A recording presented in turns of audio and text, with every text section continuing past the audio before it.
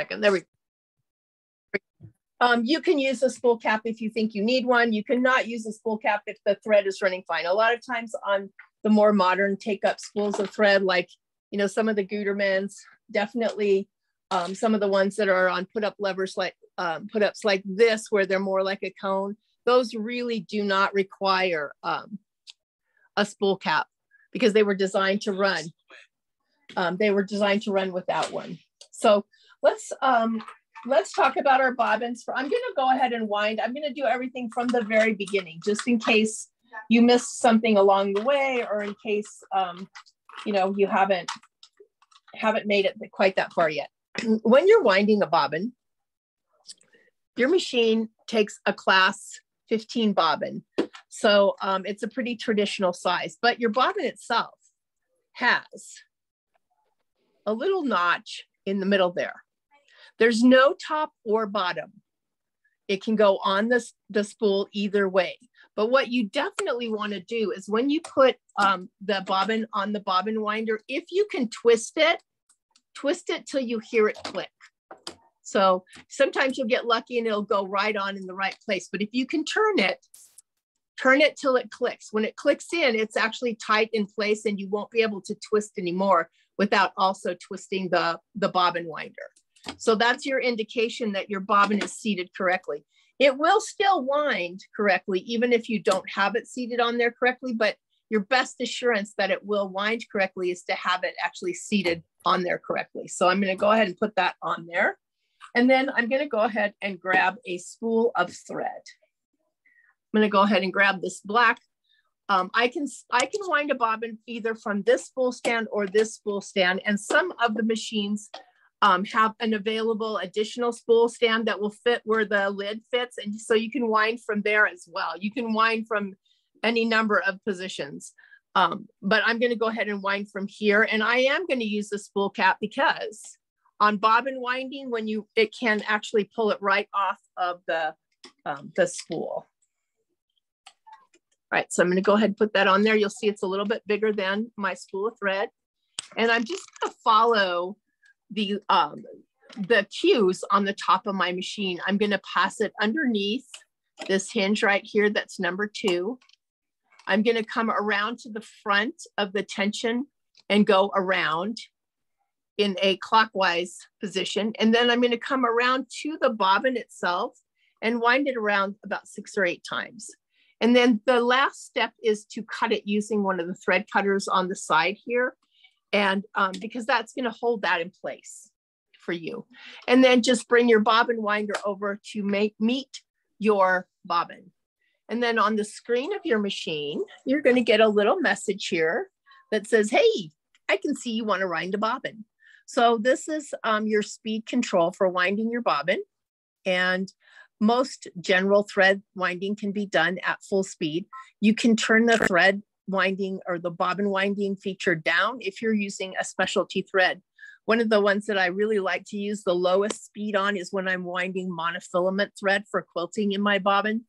The monofilament is really stretchy. And if you wind it really at a high speed, it tends to stretch a lot on that bobbin. So when you go to quilt with it, sometimes the tension between the top and the bottom isn't correct. So I like to just take it down a notch or 2. I'm just going to go ahead and select start. And I'm just going to wind a little bit. When I'm done, I can select stop. Or if I'm actually paying attention up here, all I have to do is just press the bobbin winding mechanism away from my bobbin. And then I'm going to remove the bobbin straight up and cut the thread again using the cutter. So I think Michelle was just putting that out, but she wanted to get that. So right on the side of your bobbin, right here, these are cutters. And there's one on each side. All right, so I love to have little things that I can remember. So even though you have an illustration here as to which direction your bobbin goes in, I'm going to give you one that's easy to remember. So if your bobbin is just coming off of your bobbin winding mechanism and your thread's coming off of the left side of your bobbin, that is a lowercase p. If it's this way, that is not a lowercase p, that is a lowercase q. P, on the other hand, is for perfect. So if you have a lower, and remarkably, if you take your bobbin straight up off of your bobbin winder, cut your thread and come right over here, it's in that position. So P is for perfect means that you can drop it right in there and then wind it around. Make sure that you catch in the front here and come all the way around and cut your thread off. P is for perfect. That'll be stuck in your head now every time you go to put a bobbin in. All right, so my bobbin's ready to go. Let's talk about the threading. I'm going to show you a little trick that I learned when I traveled with Brother for events, and that is I always used to have to help people, you know, if their machine came unthreaded and stuff.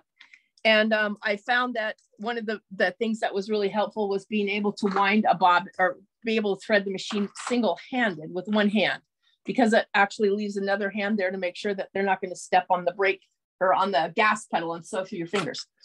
But it also makes a lot of sense. And once you, the part that most people have the worst time with is this part right here. Getting the thread behind this little hook right here seems to be the nemesis of everybody that's learning how to use their machine. So hopefully this will make that part a little bit easier. So again, my thread is coming off the bottom of my spool. All right. I'm going to go ahead and put it on my spool pin. I don't really need a cap for this because it's not at an angle. It's completely straight. I have unwound about 18 inches of thread. With my right hand, I am going to hold this piece of thread either against the back of the machine here or in my fingers, but I am not going to let go of it until I'm done threading. I'm going to take my left hand and I'm keeping a short leash on my thread. This will be so fast and easy. I'm just following along, following the cues on the front of the machine, coming all the way around to catch it in my take-up lever. Now, I'm just going to move the camera so you can see this. This is the point. Come on.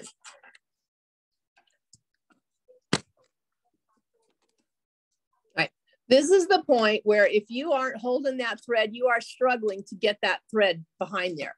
But if you are holding onto the thread and you cannot pull any more thread out, if you just put that thread against the meaty part of your thumb and push straight back and pull over, you will catch that every single time.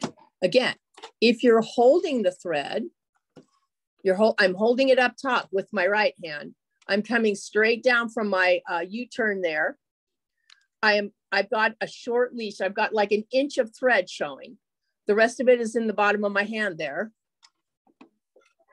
I'm coming straight back. I'm going over and then I'm going up and over. So all of that whole process was done in one step. And then I'm going to push my threader button. So then you won't struggle with this last step right here. If I don't hold the thread, let's just pretend. If I don't hold the thread, what happens is pretty soon I'm like this and I've got both hands in there and I'm trying to fit both hands in there like this to get the thread behind that hook. And I'm still going to struggle because every time I pull, guess what I'm doing? I'm just pulling out more and more and more thread that I'm going to have to cut off. But if I hold it from the top, take it in my left hand, put it behind the meaty part of my thumb and just go back and over, it's going to thread every single time, except for when you pull too hard and you cut the thread.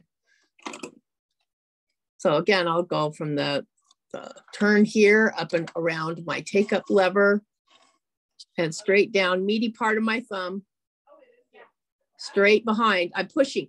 I am touching the needle with the meaty part of my thumb. I can feel the needle going straight over, coming up, over, and then push the threader button. All right. So coming across the top of the machine, you can stop me at any time if you have a question or if I've missed something. I'm probably, when I'm looking at the machine, I'm not always looking at the chat box. So, you know, let me know if you have questions along the way. All right, so looking at the front of the machine, you have a series of buttons here. This is your start stop button.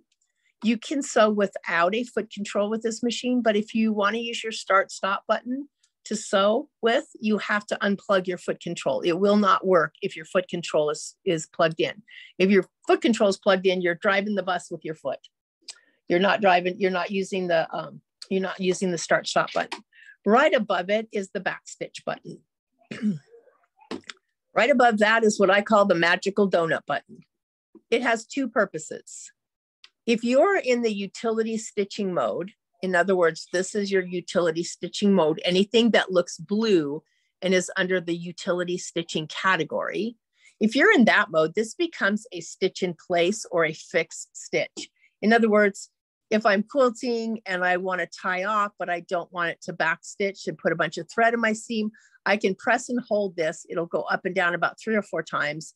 And then I can cut the thread. It will have actually tied off. If I'm in the character decorative stitches, which is all of these stitches over in this category here, then touching this tells the machine that if let's say I have a heart pattern, and I'm coming to the end of where I want to stitch and I need to stop. I can tell the machine by touching this that I only want it to sew one more heart and then stop stitching. And what will happen when you touch it in the character decorative stitch mode is that light will turn blue, indicating that the machine got your message that when you're sewing the character decorative stitch, when you finish the last completion of that stitch, that the machine will stop sewing it. All right, next to it, needle down, needle up. When you turn your machine on to begin with, the needle and the take up lever are in the perfect position for you to thread your machine and use your automatic needle threader. Let's say that you break a thread while you're stitching, or you walk away and you can't remember. If you need to thread the machine again using your automatic needle threader, it's a good idea to do needle down, needle up. The reason being is it puts both the take up lever and your needle in the correct upright position for your needle threader. Your automatic needle threader is one thin piece of wire inside that mechanism that is going for the eye of the needle every single time. If the eye of the needle is not in the right place, then that really thin wire hits the side of your needle and bends. And guess what doesn't happen again until you bring it in and have the boys fix it? It doesn't work. So always remember that your needle is in the correct upright position. And the other thing to watch for, because I literally just did this the other day and I was like, oh my God, I tell people not to do that all the time. I just did what I told you not to do. And that is when I was changing the needle, I didn't get the needle up all the way. So although the take up lever and the needle bar were in the right position, my needle wasn't all the way up. So when I pushed my needle threader button, I bent my needle threader. So now I'm threading by hand until the boys have time to fix it. All right, so your scissor button, your cut button, your foot up, foot down button. This is your speed control. And then this is your automatic needle threader. So that's the anatomy of the front of our machine. As we come over to the screen, and you may have a screen that looks just a little bit different. Again, this is a combo sewing and embroidery machine. If yours is just sewing, yours is gonna look perhaps just a little bit different. So if I look down the side of the machine right here, and yours may be placed in a different position, you should see a presser foot with a needle in it. You should see a back stitch button with a little dot in it, and you should see a pair of scissors somewhere. That's your pivot feature. So what the pivot feature does is it allows you to set the machine so that you can say, okay, when I finish this seam, I just want to tap my back stitch button on the front of my machine, and I want you to stop stitching, cut the thread, and lift the presser foot. That's your pivot feature. You can also tell it that you just want it to stop sewing, but you don't want it to cut the thread, but you do want it to tie off. We're going to practice a little bit with that later on today. And then up, as we come up a little bit, you'll see that your your stitch there looks kind of realistic. It doesn't just look like a straight line. You can tell that it stitches. And right here, it says it's displaying at 100%. This machine has the ability to do sideways stitching. So it can do some pretty large stitch combinations with the decorative stitches. So sometimes when we make a combo, we'll see that number drop down to 50% or 25%, meaning only that percent of the stitch is showing of the width of the stitch. This stitch likes its J foot. So with a lot of these stitches, it'll tell you that switch to the J foot, switch to the M foot, switch to the, the free motion foot. Just depends on what stitch you're doing. It'll always give you an indication as to what foot will be the better foot to accomplish that stitch.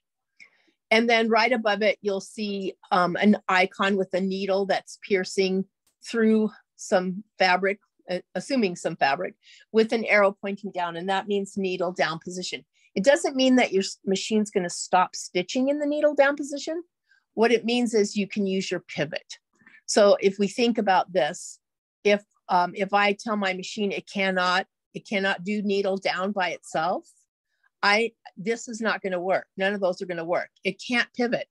If it can't put the needle down, you're not pivoting. Your needle up and your foot up means you're moving the fabric out.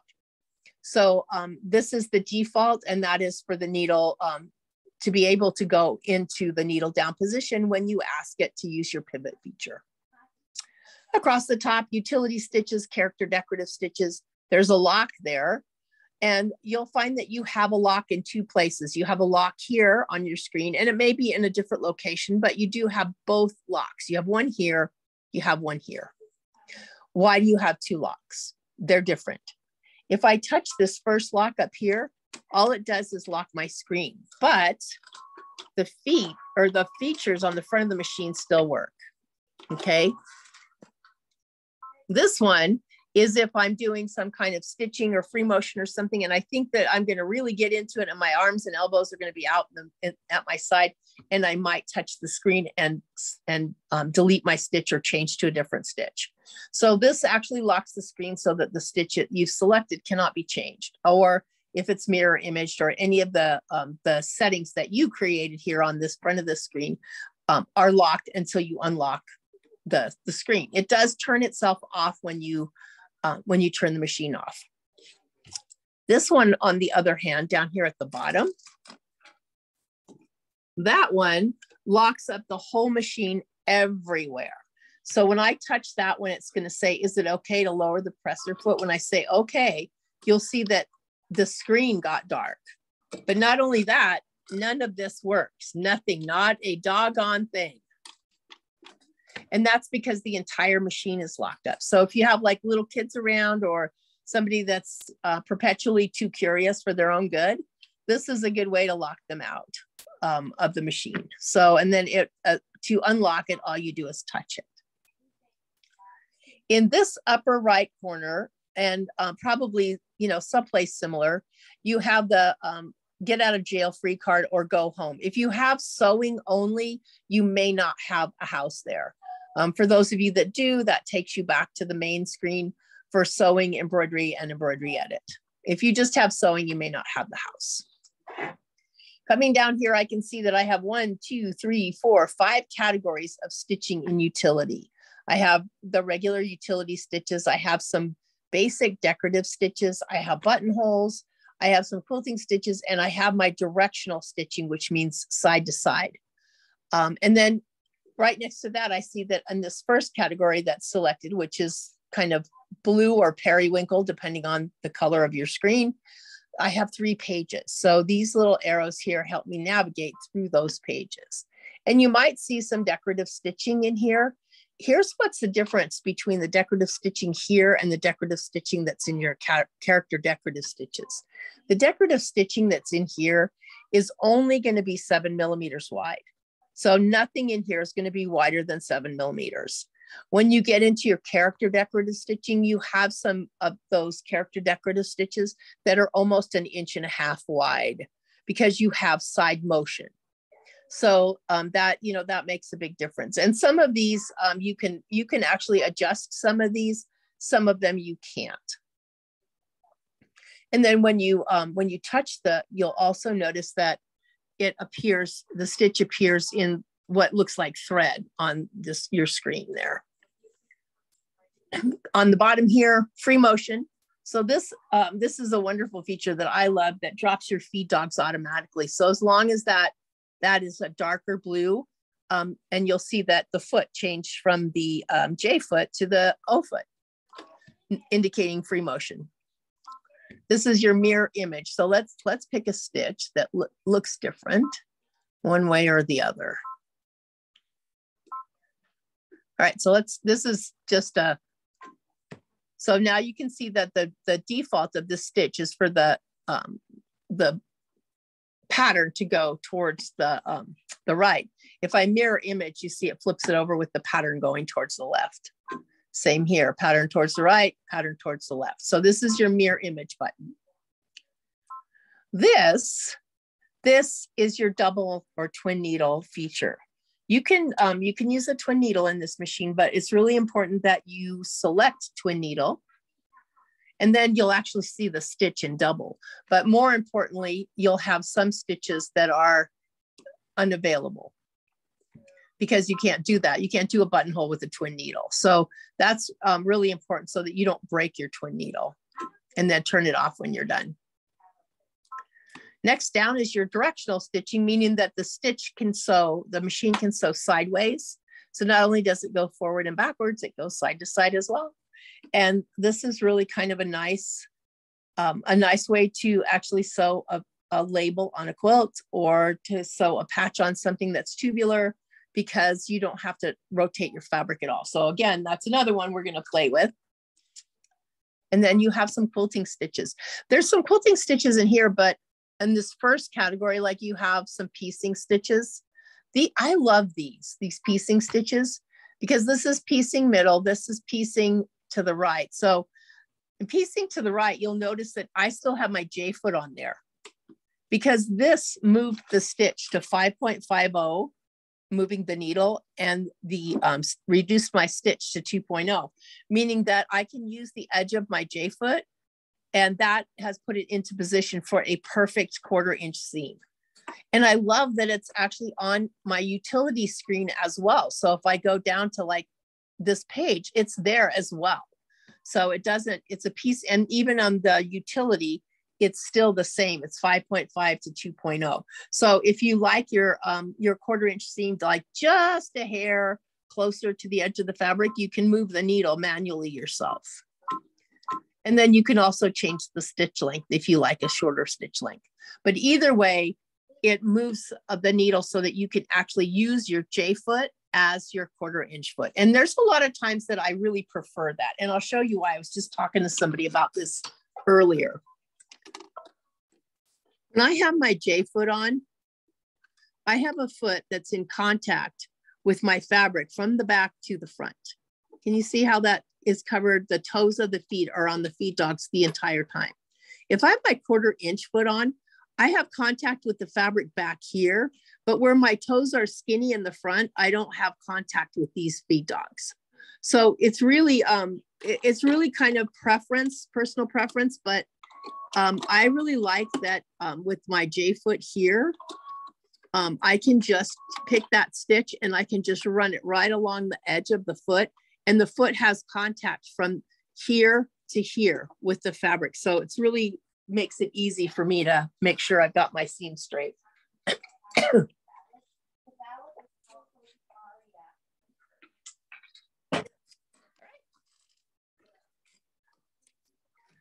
We can save we can save stitch combinations into the pocket.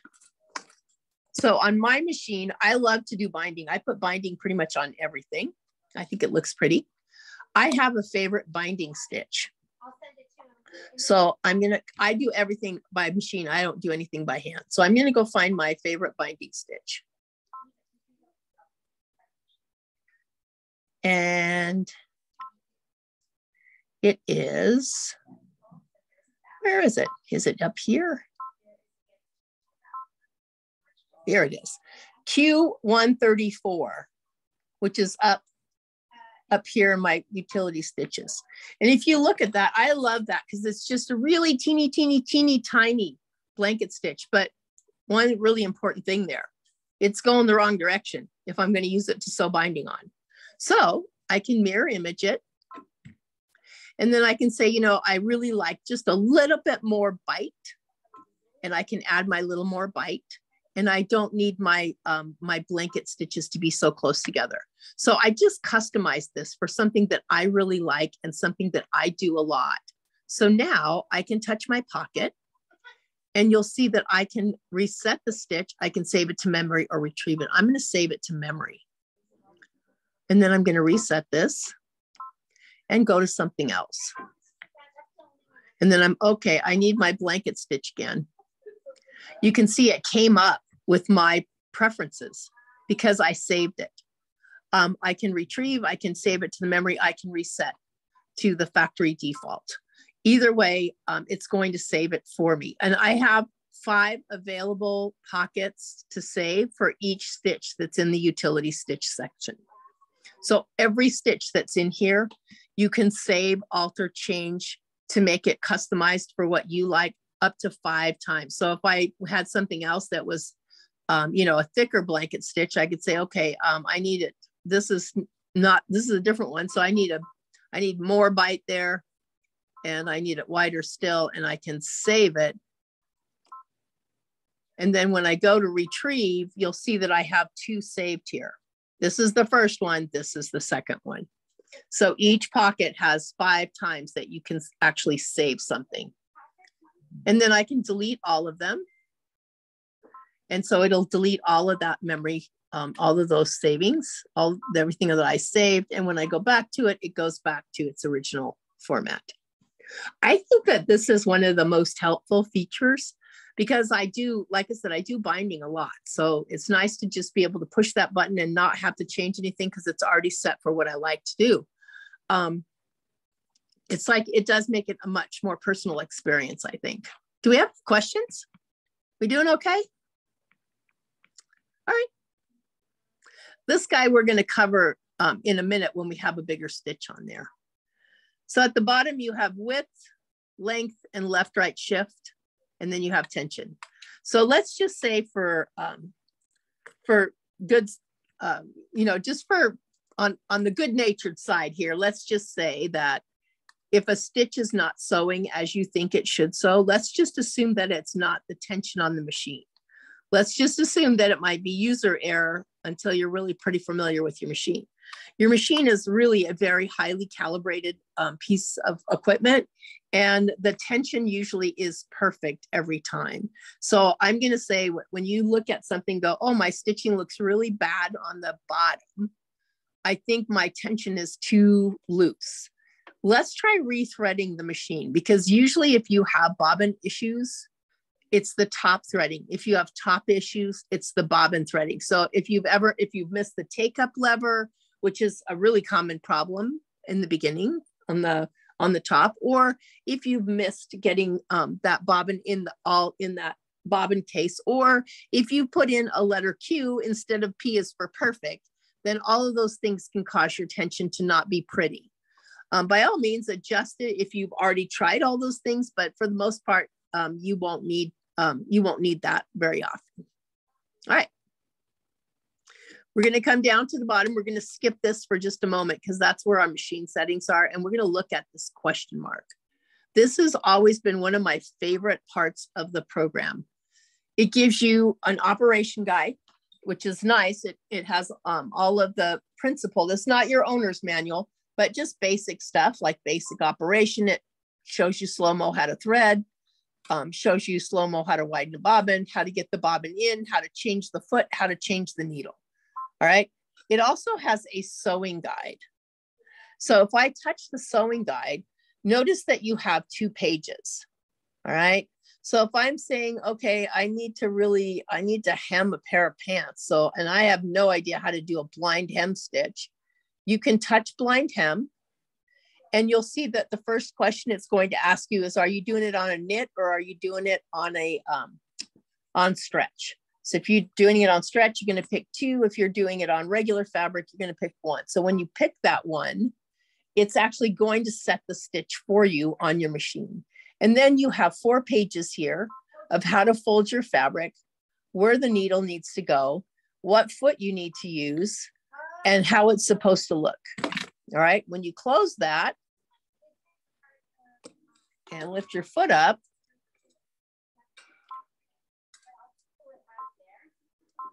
you'll see that the machine has actually told you what foot to put on.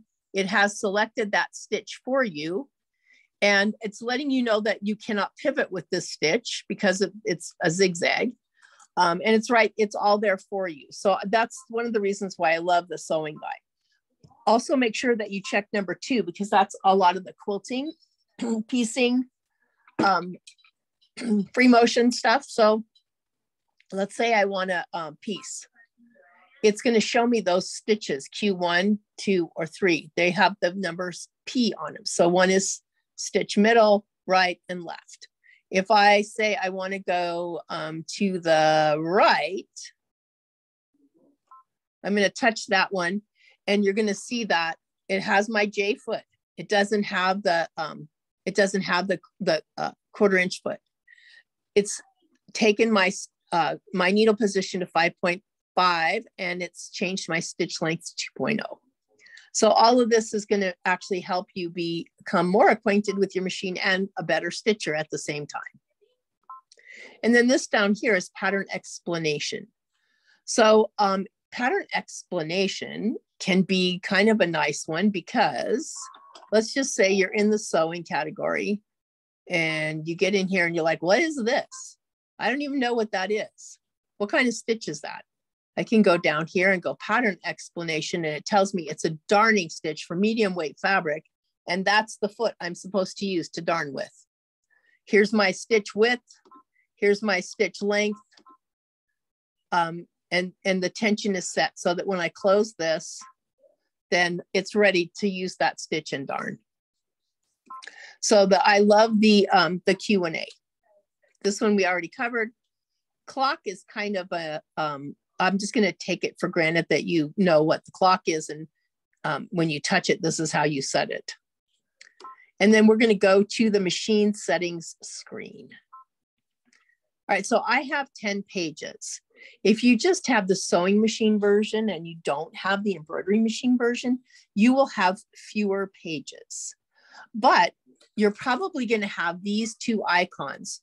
One is the sewing machine settings for sewing, and the other is settings for just general purpose settings. So let's have you go to whichever page on your machine has the width control at the top there. Mine is on page 1. Yours could be a different page. Is yours page 1 as well? You can just give me a thumbs up. Yes. Is yours page? Okay. All right. So on page 1, we're going to be working back and forth a lot this afternoon through our machine settings screen. So the machine settings on any Brother Baby Lock machine is always going to be the same icon. It's a dog-eared piece of paper. It's the tablet. It's whatever you want to call it, but that little icon never changes. And that allows us to get to the part of the machine that allows us to customize things, and it stays that way. So anything that we change in here is going to stay that way, even when we turn the machine off and on. So starting with 1, it says width control, and then it's got this funny little icon. So the width control looks like the width control or the speed control on the front of your machine, and you would be right. The other thing looks like a funny little zigzag. So what the width control does is when we turn this on, we will be able to control the width of our zigzag stitch using the speed control on the front of our machine. And that it's nice if you want to make a tapered zigzag. So you want to start with a zigzag that's wide, and as you're stitching, you want to gently taper it to get down to a straight line at the end. That's what that width control will do. You have to have a foot control on, because now your speed control is not non-operational because you're doing a zigzag, and you have to take it out before we turn the machine off today, because otherwise you're not going to like me. I can hear all those calls coming into Jeannie tomorrow that I broke your machine. All right, so fine vertical, fine horizontal adjustment. You can read up more on this in your manual if you want, but it's not something that you're ever going to probably use yourself. It has to do with the up and down of the needle bar in coordination with the rolling of the feed dogs to develop a stitch. So sometimes when the machine is serviced, the guys may determine that your adjustment, your feed dog adjustment needs to be changed a little bit so that the stitches form correctly. Literally, I've had probably 15 brother machines, and there's been one machine that's ever had an adjustment done during service. This is your presser foot height and your presser foot pressure. Anything that you see that looks like it's in the little black boxes, those are the defaults. So presser foot height, presser foot pressure. Again, you have a machine that has an automatic fabric sensor system. Literally, unless you're sewing on 5 layers of Minky, the machine knows that when you go, when the fabric height changes. So the presser foot height, what that has to do is with the fabric passing underneath your presser foot when you lift it up. So that's just the amount of lift on your presser foot when you raise your presser foot. The presser foot pressure has to do with the amount of pressure when it pushes down on your fabric sandwich, okay? So obviously if I was doing 5 layers of Minky, if my presser foot pressure was pushing down too hard, what's going to happen is my longer stitch length is gonna look shorter, and I'm probably gonna have a wad of fabric that gets stuck underneath my needle because it can't pass through. So that's where your presser foot pressure can be lighter if you are using more layers of fabric, meaning you can change it to like a 1 or a 2. And conversely, if you're using a really, really light fabric, like 2 sheer pieces of organza, you may need a little bit more pressure on it. Your dual feed adjustment. For most sewing, you won't have to use it, but this walking foot that you got, to me, is just like it's almost like this little walking miracle thing. First of all, the first time I saw it, I thought, oh my God, that's the biggest walking foot I've ever seen. It's like a Cadillac with fins. But what it brings to the table for your sewing is just huge, because I came to sewing from the garment side, and I did a lot of costuming, and I did a lot of, I took a lot of couture classes, and no matter what, every semester there was a costume that required that I sew fabric like the thickness of corduroy to something as thin as organza. And if you've ever tried to do that, you know that if you start out with them even at the beginning, at the end, the organza is going to be longer, correct? Because it gets stretched out of there. Well, your dual feed adjustment allows you, it has a belt on the top of that walking foot that walks along, it rolls along with the motion of your feed dogs. So if I wanted to make sure that the organza was the same length, I could increase the roll. In other words, it's almost like a differential feed. I can make sure that the top, putting the organza on the top, and I'm making that wheel turn faster so it pulls more organza in. So at the end, I have even, so it's like a little differential feed. For just regular sewing and quilting, 0 is usually a good spot for it. Some things to keep in mind, though, is when you have that walking foot on, and I'll show you when we get to the walking foot part of our class today, you have a lever on the side, on the right side of your walking foot, that you can push up or put down. Down means that the foot is engaged. Up means that the foot is still engaged, but the belt is not engaged. You cannot really go backwards with your walking foot on, not with that one. So you'll see that once you've plugged it into your machine, you'll see that a lot of the stitches in the decorative category will be grayed out that you cannot use because they go backwards or they go sideways. That machine that foot cannot go sideways. It can only go forward. So if you need to just backstitch 3 stitches to tie something off, you're fine, but that's it. If you need to go further than that, then, you know, lifting the belt up off the fabric is helpful, but you can't use anything that goes side to side with that. This is usually the one that everybody wants to change right away. This is your initial position. What that means is when you turn your machine on, the needle goes to the center needle position. This one's already been changed. The default is left needle position. So if yours is still at the default, it looks like that. So you can go ahead and select the center if that's your favorite place. And then this is your initial stitch page, meaning when we turn the machine on, when we turned it on today, it went to the sewing screen and it went to the utility stitches. If all we ever do is quilt and all we ever want to use is the quilting stitches and we want to go there first, you can set it to queue and then it opens up in that category. It doesn't mean you can't go to the other ones. It just means that if that's what you use the most, you can tell the machine that's where you want it to go first. Right.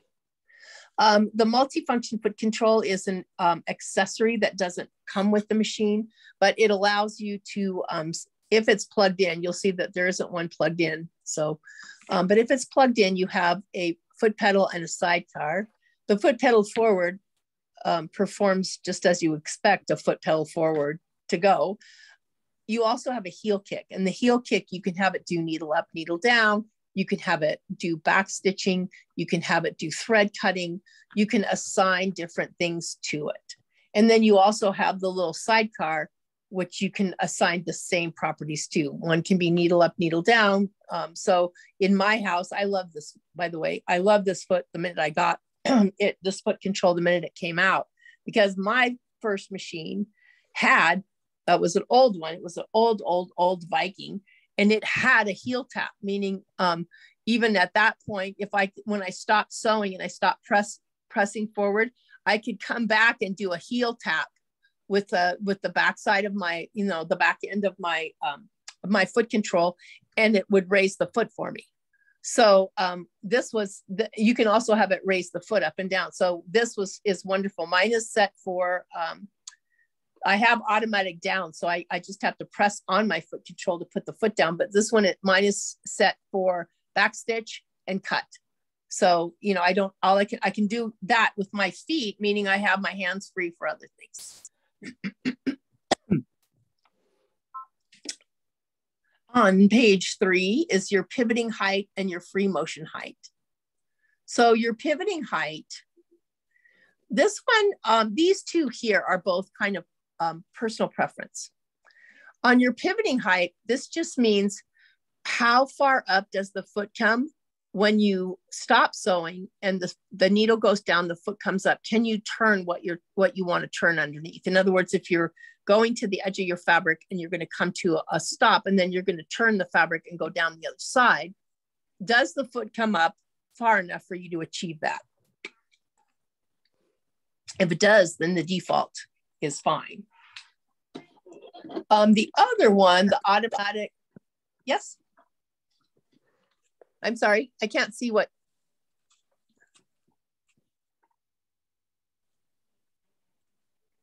Were you going to say something, Wendy? No. Oh, no, okay. I was moving it where I could see both screens at the same time. Oh, okay. Always helpful, right? Yes. So, some of you, depending on what machine you got, may have gotten some free motion feet.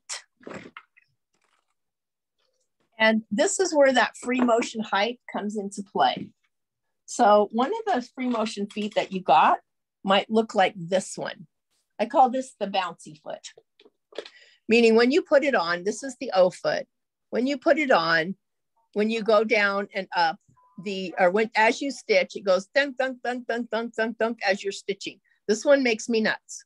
But if you like the bouncy foot, then where your free motion foot height is set at the default of 1.0, there is perfect. I like the C foot. The C foot is just a little tiny O. And this one, what it's designed for is so that it just skims across the top of your fabric. Well, if my free motion height is too low, it doesn't skim. I have to drag my fabric underneath it. So then I would change this and raise it a little bit to accommodate, my quilt sandwich. But it should just barely skim across the top of what you're doing. So, this one, it just depends on what you're doing free motion with. All right. Reinforcement priority and automatic fabric sensor system. Make sure automatic fabric sensor is turned on. That should always be on. That's the sensor that can sense what kind of the thickness of your fabric. Reinforcement priority. I'm going to turn mine off for now. I always have mine on, but it's easier for me to show you how amazing I think it is if it's off, because then you'll be doing things the way you normally would do them. The reinforcement priority is your way of telling the machine that, you know what, I want you to do all the work. So when I pick a stitch that has a back stitch available for it, I want you to stitch 3 stitches back and then go forward by yourself. I don't want to have to push the back stitch button. And then when I get done, I just want to tap one button and say, I'm done. And I want you to sew the same 3 inches or the same 3 stitches, cut my thread and lift the foot. Okay. That is reinforcement priority. It's like whatever you started with, whether it is a fixed stitch or a back stitch, whatever you started with is what you're stopping with. And the same holds true for the reinforcement or for the fixed stitching. Some of you may have this. This is an upgrade. If you have it, auto presser foot lift, auto down, auto up, and press to trim. Auto presser foot lift means that if you have, it's set to on right now. So you can see that I have a green light. So if I have a green light, that means I don't have to do this manually. I can just push the foot control. That's auto down. I don't have to touch this to put my foot down. That's auto down, on. Auto up means that it comes up every time I stop stitching. And that's not, I don't use that very much. I would use that, I guess, if I was doing garments. But for the things that I do, the projects that I do, I don't want the foot to come up by itself. And then press to trim is on, meaning press and it trims. So that's how I have mine set. And you can try always in class today if you want. And then this is going into our needle set or our machine settings that are just basic. So needle position up, down, you need the first one selected. Some of you might have needle position stitch placement. If we get a chance today, we'll audition this, but normally we don't do it. But what it is it's what I call a hover stitch. So if you look at the pictures, normally when you're in free motion on a machine, your feed dogs are down and you are driving the bus. And then if your feed dogs are up, your feed dogs are up, okay?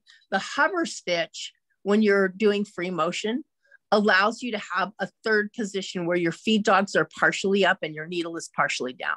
So essentially it hovers over where you're going to stitch. So if you just need to move your stitching, you just need to move your fabric just a little bit, it still gives you a little bit of control so you're not moving it really fast or moving it really far. Your mouse pointer, that obviously you can use a mouse with your machine. Sometimes I do when I'm teaching class, but I don't know where the mouse is today. But at home, I don't. The only thing I use a mouse on my machine is if I'm in the embroidery area in my design center or IQ designer. And then your upper and bobbin thread sensor, you want that on. Otherwise, you are playing bobbin chicken. And then the machine speaker volume. I suggest that you at least leave your speaker on a little bit to number 1, because the machine, that's the only way the machine has to tell you if things don't look right, or you're doing something wrong, or please try again.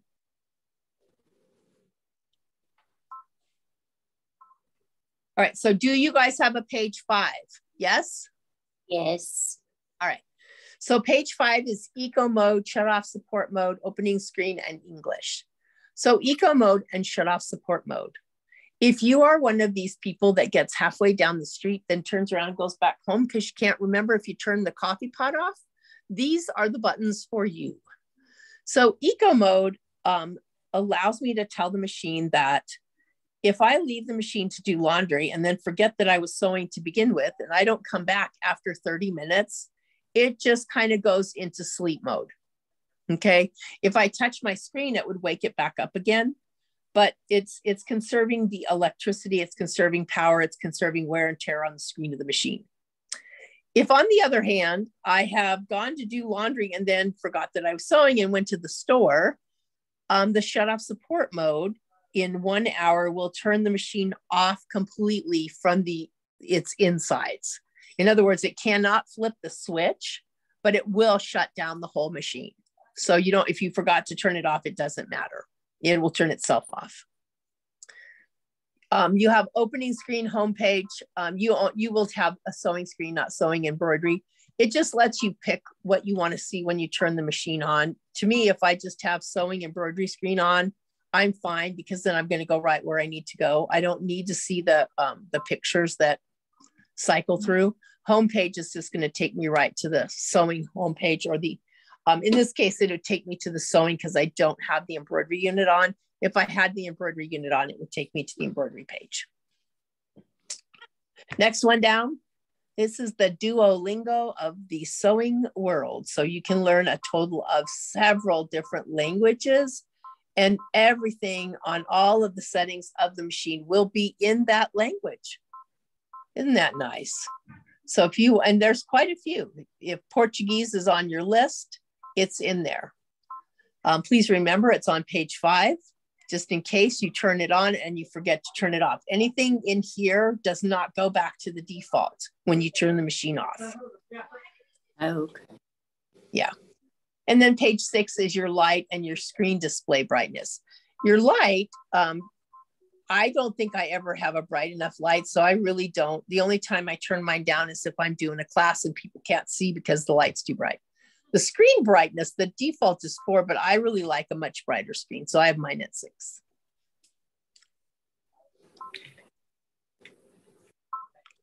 And then page 7, you'll see that you might have the option of an upgrade, you might not. It just depends on the machine. Like with this one, I think there's a kit that allows them to use a bigger embroidery hoop.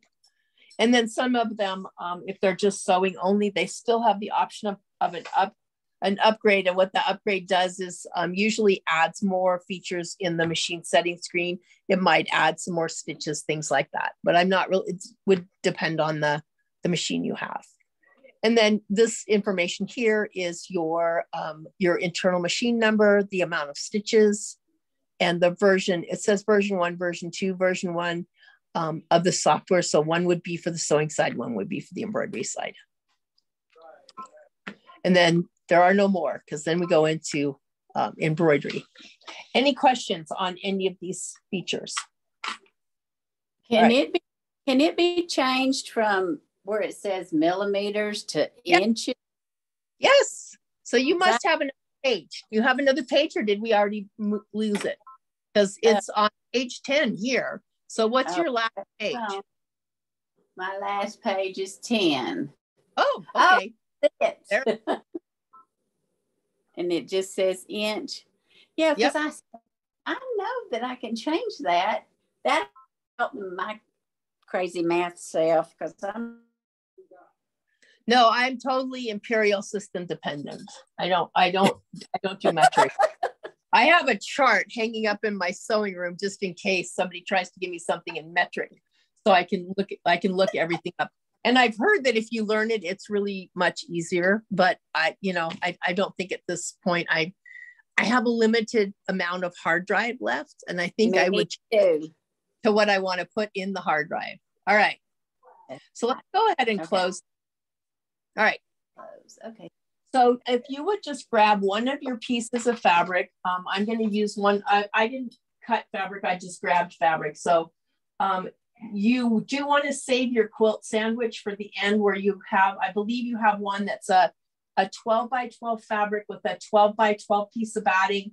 And then you have a 10 by 12 piece of fabric and a 2 by 12 piece of fabric. You want to set those aside. We're not using those yet. So I don't want you to use those instead. And then I think you had 2 other pieces of fabric that were 12 by 12 or something thereabouts. Okay. So, yes.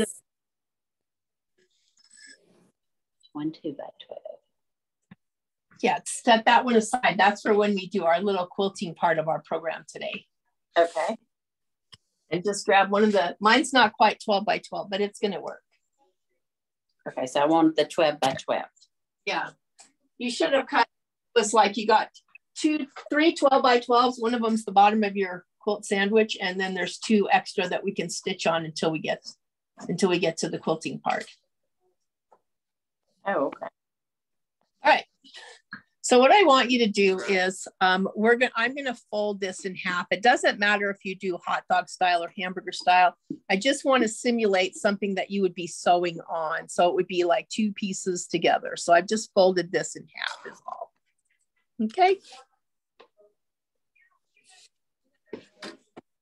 And I have my black thread in the bobbin and in the top. And what I want you to do now is, you don't have to be right at the edge. We're not really doing a seam. So kind of move inwards a little bit. I want you to use your finger to put your foot down. And then I want you to, we're going to pick some stitches here. Okay. So if you look at your screen right here, you'll see that you have like 101 and 102 look the same, except for 101 has 2 dashes and 102 has a single dot. So one of them indicates a back stitch, one of them indicates a stitch in place. This is going to have to do with our reinforcement priority that we're going to do in a minute. And then if you look at 103 and 104, those are both center needle position stitches. One of them has a back stitch, the one with the 2 dashes, and one of them is a stitch in place. That would be number 4. And then some of these other stitches have that as well, like 9 and 10, 11 and 12, 13 has it. Let's see what else. Our P stitches down here for quilting, those just have the single dot because that would be a quilting stitch. And there's a zigzag in there. So a lot of them will have that.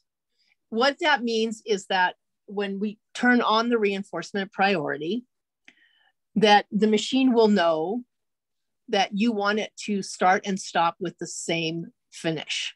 So if I selected a stitch that had the 2 dashes there, that's telling it that I have selected a stitch that it can backstitch with. So I want the machine to do the backstitch. And then when I get done sewing my seam, I just want to tap my backstitch button, and I want it to finish with the same amount of stitches for my backstitch. And this is a feature that's really nice. And I don't think I would ever have a machine that did not have this, because it's almost like having an extra hand, because I can tell the machine to do a lot of this stuff. And the other thing is that it's much neater because I don't count my back stitches when I backstitch. I just like push the button and then push go, so they're irregular. So I have my foot control plugged in. I would like you to select stitch 1-03. So just touch 1-03. And then I'm just going to recap where everything's at. Here's your back stitch button. To back stitch, you press and hold. Here's your scissor button. Here's your foot down. So I would like you to push your foot down button. And then we're just going to sew a couple of inches. So we're going to press on our foot control and sew a few stitches. And then we're going to press and hold our back stitch button, sew a few stitches. Then we're going to go forward again. And then we're going to press and hold, go forward. And then we're going to touch our scissor. And it did actually bring the foot up because I had the foot down turned on. So if you look at the back now, I can see where this is really thick quilting thread. It must be, yeah, it's 50 weight. All right, so you can see that I have more back stitching at one end than the other. And it's not really in the same place. I kind of went backwards and then went off the track here a little bit.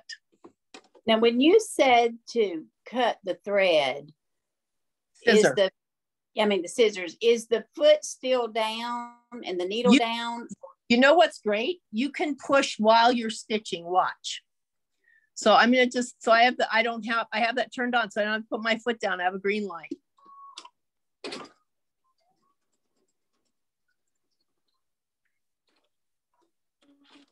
Okay. Yeah, but look what happened. When I just put the button to cut, I didn't start with the same thing. It didn't stop with the same thing. So I started with a back stitch, and then it finished with just a tie off, right? Okay. All right, so now let's make it better, okay?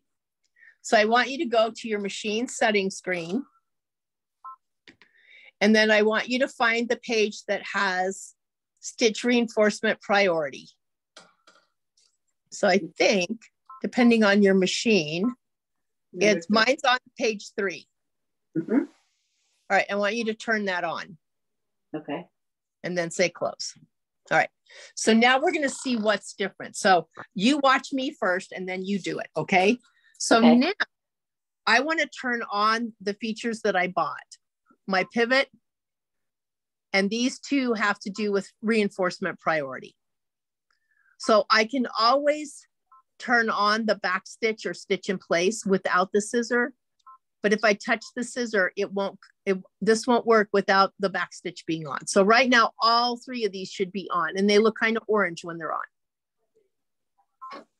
Oh, okay. All right, ready? All right, so you watch, I'll do, and then you do. All right, so now both my hands are on deck here. When it comes time to finish, I'm just gonna tap this button. I'm not gonna press and hold, I'm not gonna do anything. I'm just gonna tap, and I'm gonna do it while I'm stitching, because I might be piecing and I don't wanna slow down for that. Oops, I went too fast. I pushed down too hard, you couldn't see it. All right, so I'm gonna slow my speed down. If I start, it goes back by itself. I didn't touch my back. And then if I just come up here and I tap this, I don't have to hold it. It cuts and it lifts the foot. So when I turn this over and I look at this, look at how much neater this one is than this one. Oh, yeah. So it means that I told the machine I want it to do the work. Now, you can leave the reinforcement priority turned on. If you don't want to use it, then just don't turn it on over here. So now let's see what happens if we do 104, because that's a stitch in place. That's not going to start with the back stitch, but the same principle will be. So if I, both hands on the deck, if I push, it's just going to stitch in place. And then again, if I tap, it's just going to stitch in place. So it starts and stops with the same, its beginning and end are the same. So there, now I have just the 2 tie-offs, which is usually better for piecing than having a bunch of back stitching in there. So any of the stitches that have that, that dot or that dash can actually be used with your reinforcement priority. And several of the other ones, even if it's not marked, will also work with that.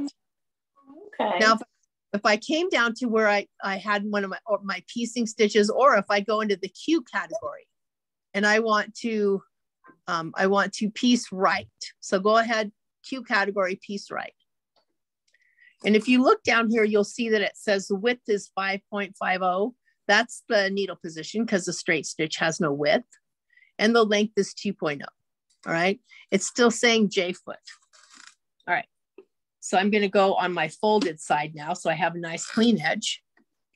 If I put my presser foot down and the edge of my J foot is up against the edge of my fabric, then I can just stitch. It's going to be a perfect 1/4 inch seam because it's programmed. And then all I have to do is just touch. And I've got that perfect 1/4 inch seam. Now, what if I like it a 1/4 inch, but just a little bit less? I can do that. So each increment I touch here moves my needle over right or left. So, and notice the numbers. So this is what's different with your quilting stitch. The default is 5.50, and you can see that it's the default because it's in the box there. But when you select the stitch in the quilting section, which is this category here and not that one, then you have, I think it's 27 needle positions. If I touch it again, instead of getting like 5.5, I get 5.63, 5.75, 5.88, 6.0. I mean, I get at least 4 different stitch positions within one, within one category. So if I want it to be just a little tiny bit closer, this is a tricky one. I have to kind of, so this is like basically a hair, because that was my other one right there.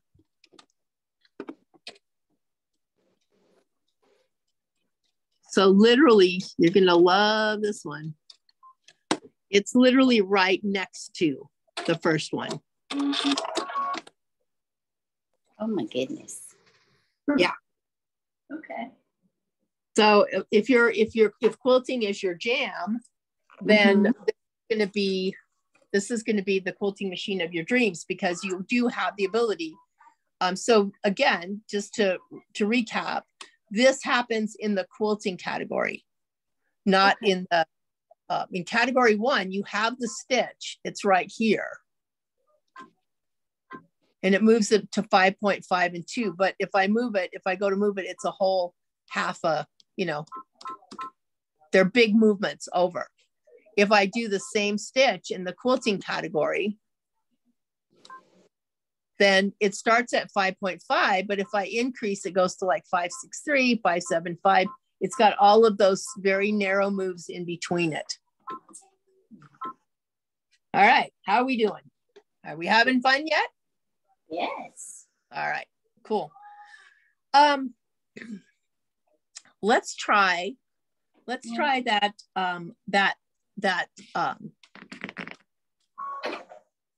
let's touch your machine setting screens again. On page 1, we're going to try the width controlled. Okay, so on page 1, we're going to turn the width control on. And then when we get done using this, I'm going to ask you to audibly respond that we've turned it off. So I know for sure you turned it off. But for right now, I want to turn it on so you can see what it does. All right. So the first thing you should notice is your width down here now has a little button that looks like your speed control.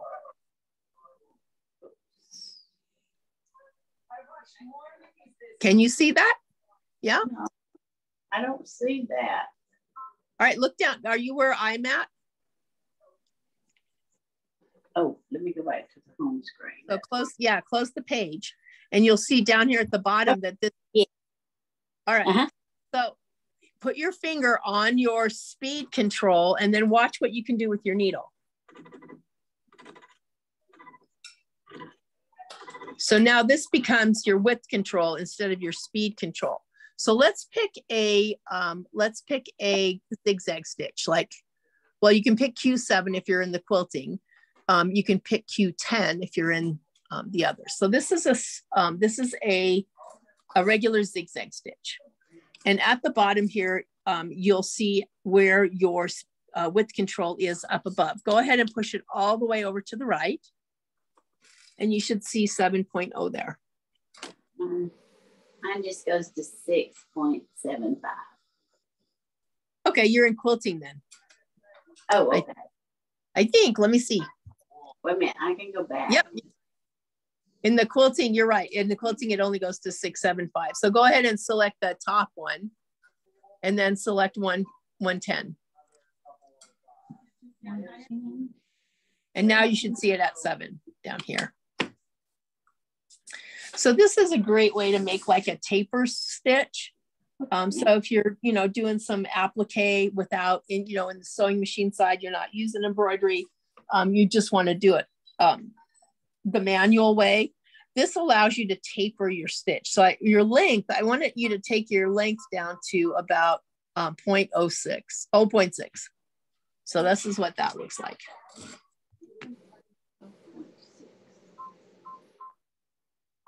And you should be seeing that your stitches, you can see your stitch coming together and being more like a satin stitch up here on your screen, which again is nice, as a nice feature. All right. So now you're going to start stitching. You have to have your foot control plugged in because this is now my width control, not my speed control. So you have to control with your foot the amount of how fast you go. All right. So when you start stitching, I just want you to put your finger up here so that you have access to move this as you are stitching. Oh. So I just have my hands, my fingertips on the top of the machine, and I just have access to be able to move that with control. I have stitch 1-10 selected from the first category. Mm-hmm. It says 7.0 because my stitch width is all the way over to the right, and I reduced my stitch length to 0.6. Now, start sewing slowly. Don't forget to put your fingers up on the top of the machine so that you can reach your width control right here. As you start stitching, you'll be doing a very wide zigzag.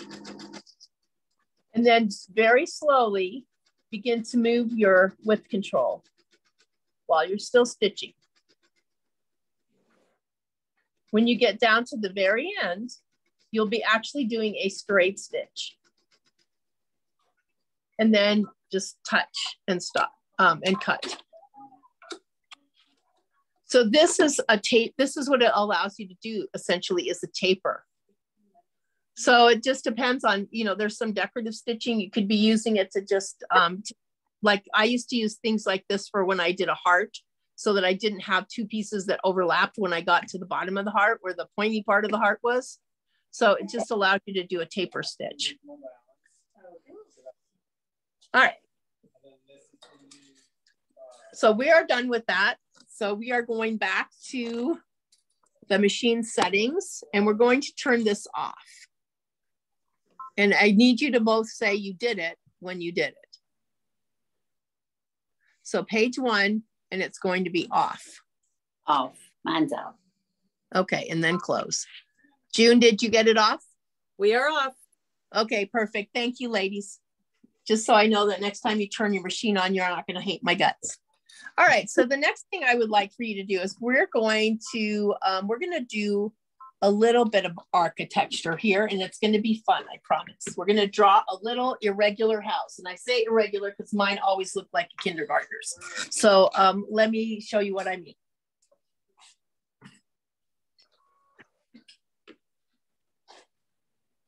So I'm just going to take a pen here and write on my fabric. I'm just going to do a box with a roof. Oh, this one's not half bad, ladies. All right, so our kindergarten house. All right, now I would like you to select the directional sewing category, which is this one right here.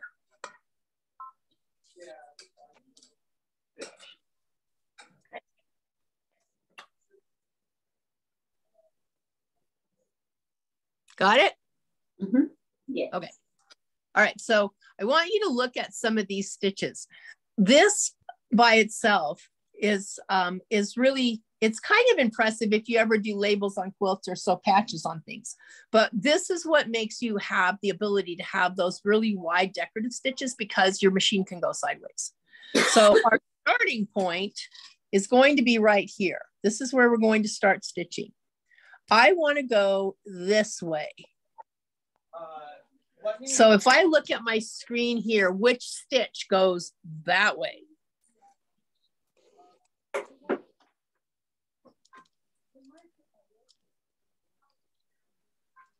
$507. So we're just writing on our page right now. We're not stitching yet. Or writing on our fabric. So 507 is the one that goes from top to, so the arrow is going in the same direction as the arrow where I'm going to start. All right, so I'm going to write 507 by that. When I get down to the bottom, I'm going to stop and I'm not going to turn my fabric. This is the whole exercise. Do not turn the fabric. I want the machine to go this way without me turning the fabric. So what stitch up there looks like that? Number 10, 5, 10. But you're half right. That's a zigzag. 5, 5 is the one we're using. But you're right. 5, 10 does go that way. Okay, I see. 5, 5. We're going to use 505. And then we have to back up, and we have to go back up the other side of the building. So I'm looking. It looks like 5-02 matches the bill for that. So 5-02. And then I need to go back over to where I started. So I need to go from right to left. And that one is 504. And then I have to do my peak. So 503 goes up the side. And then 508 comes down the other side. So I'm just going to show you what mine looks like. And this is so that you don't have to look at the buttons while you're stitching. All right. Okay. It also tells me that when I selected 507, which is going to be my first stitch, that I need to put on the end foot. So let's talk about how we move and remove feet. You have a little black button back here. If you push that button, your foot drops off. All right. If you open your tray, we want the end foot. It's right over here. It's in a little slot. All right. I'm going to show you another thing that will make it easier for you to change feet. I want you to notice that right there, there's like a little oval hole in your feed dogs. If you look at your foot, that same oval hole is in the foot. You see that? So if you line the oval holes up together and you put the foot down, guess what you put on without fighting? You put a foot on. So again, the button is in the back. All of the feet have the same little oval hole in there. You're going to line the oval hole on the foot with the oval hole on your stitch plate there.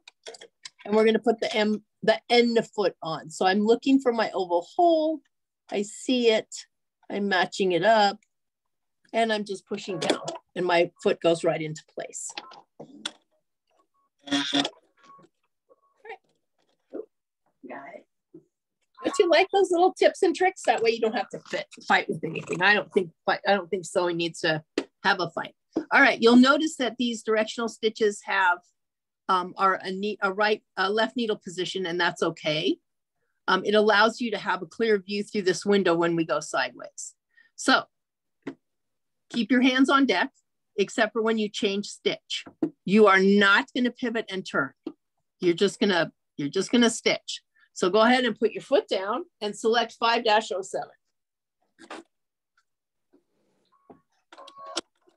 That's my starting point. So I'm just going to stitch 5-07. I'm just going forward.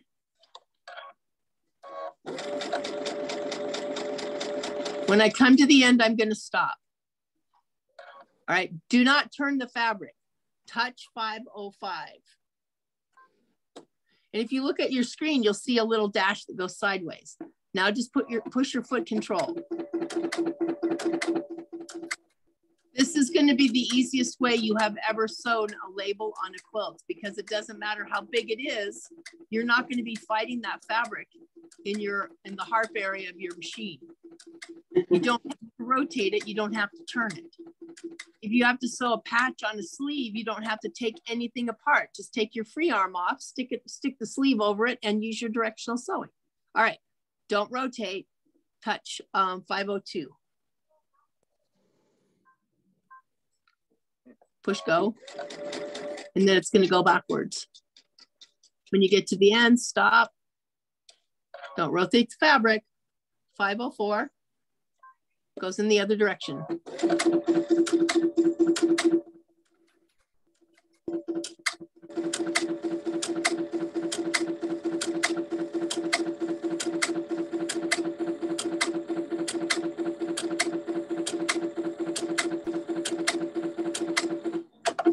All right, so now I need to go on the diagonal. So that's 503.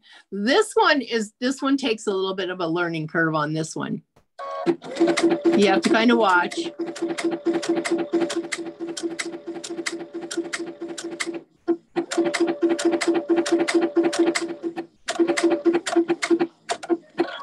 All right, and then down the other side is 508.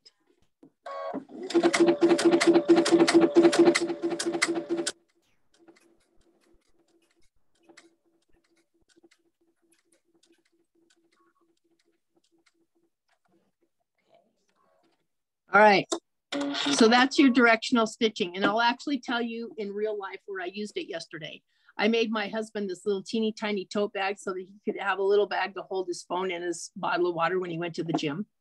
And it's really pretty small and he likes it. He said, but I'd really like, now that it's all done and he's used it, right, and all the seams are sewn, he said, I'd really like to have some elastic on the side to hold my bottle in place and some on the other side to hold my phone in place, which is great, except for it's a really teeny tiny bag. So what I was able to do was actually open the bag inside out, and instead of going, trying to finagle the bag, I just put it over the free arm of the machine, and I used the side motion stitching to stitch it of the elastic down. So there is a real life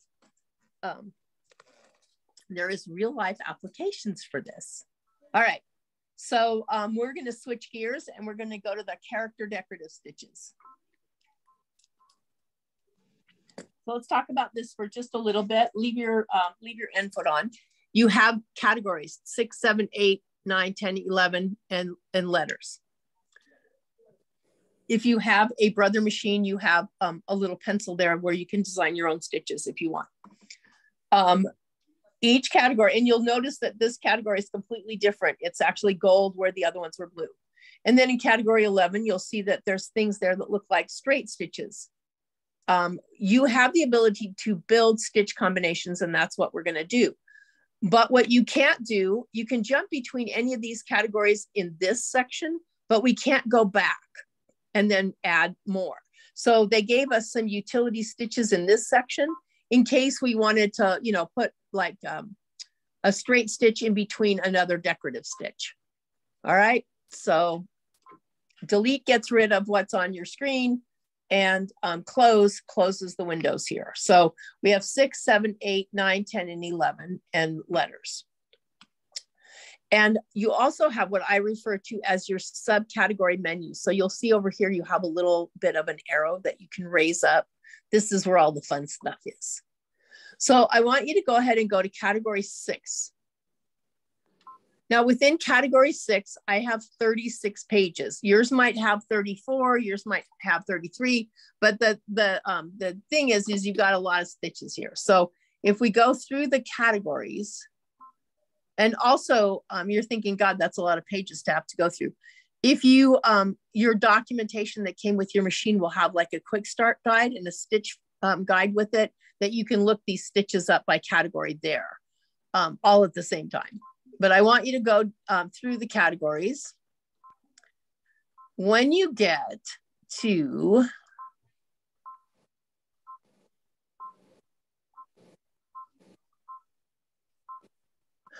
to page 18, you'll see a blank space there and you'll think that's all, but it's not. Look at, you have 36, so keep going. They're different categories. They've kind of categorized them for you. So keep going until you get to the bottom, page 36. And you'll see that sometimes you'll see, it looks like you're done going through the categories, but you're not.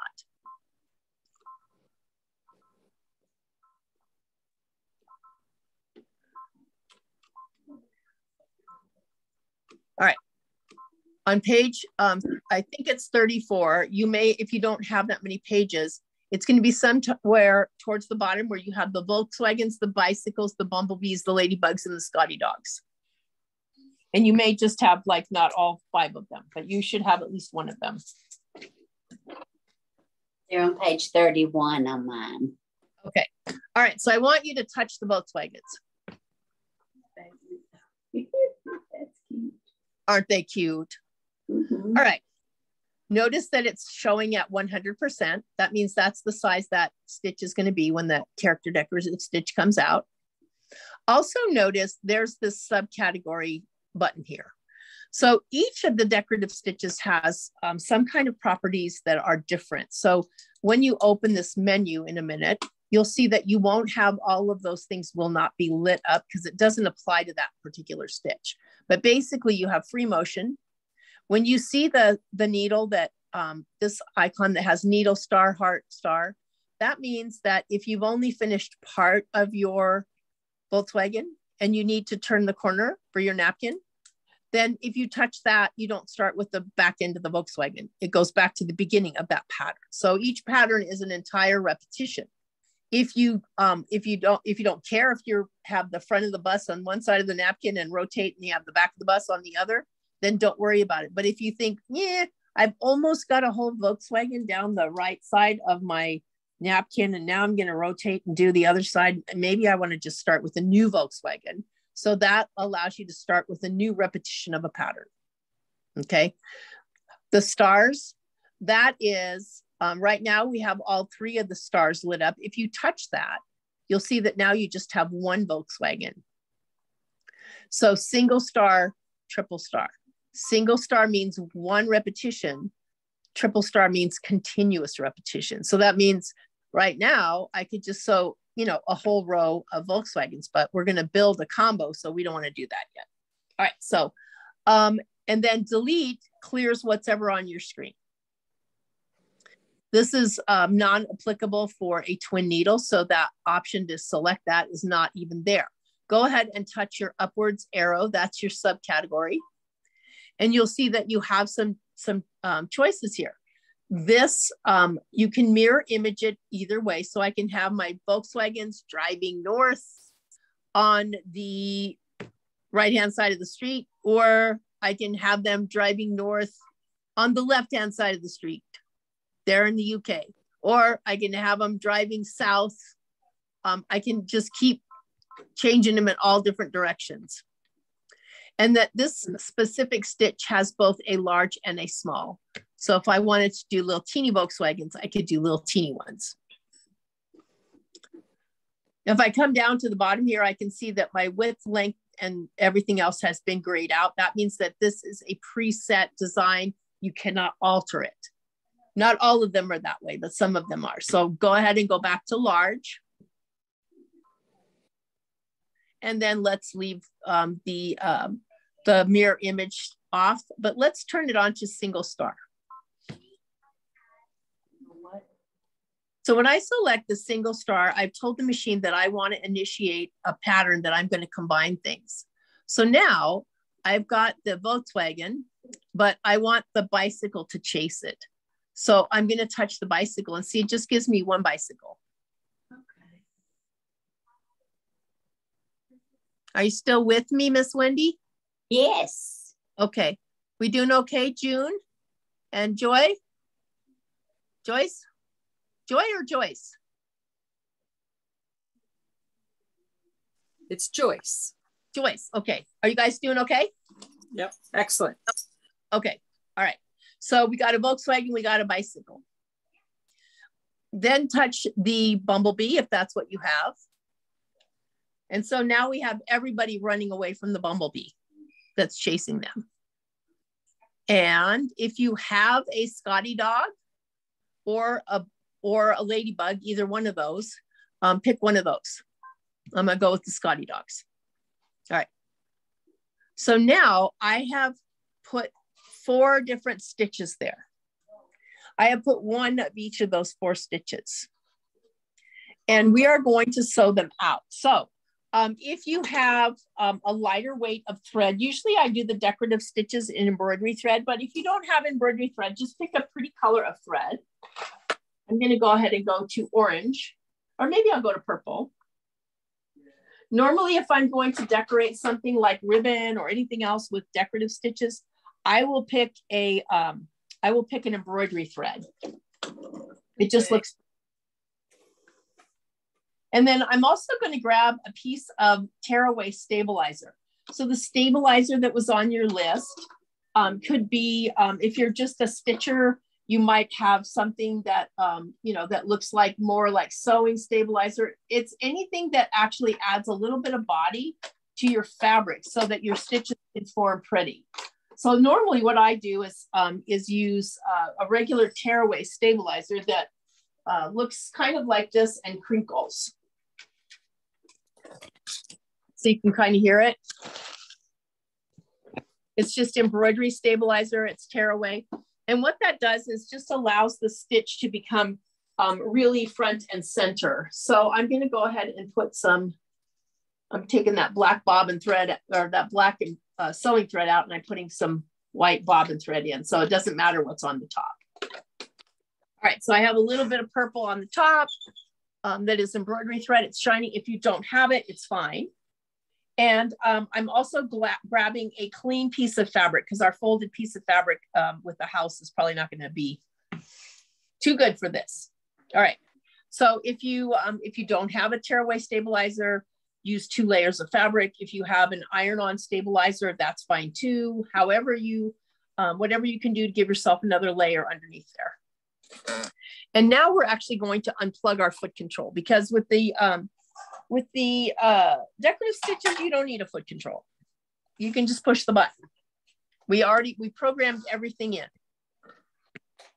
All right, so we're gonna do this first and then just go ahead and stitch. And I like to start in about 1 inch from the side. So I give myself plenty of room because I don't really know how tall that Volkswagen's gonna be, but we'll see. And then watch how amazing it is that how the machine forms these patterns all by itself.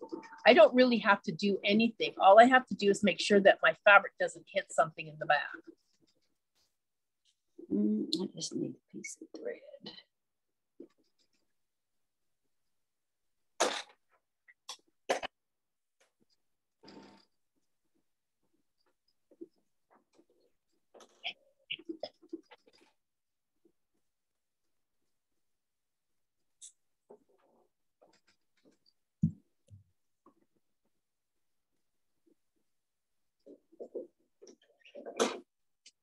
So when I get to the end, it's going to stop all by itself.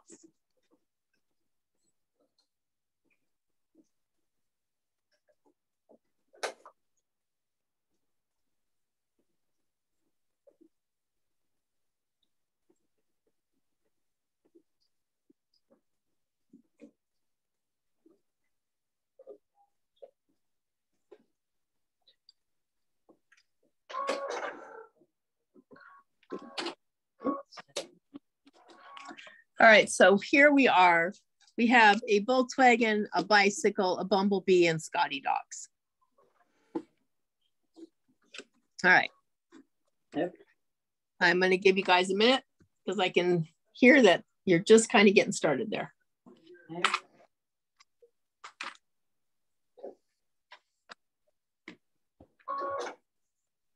Okay. So I press that.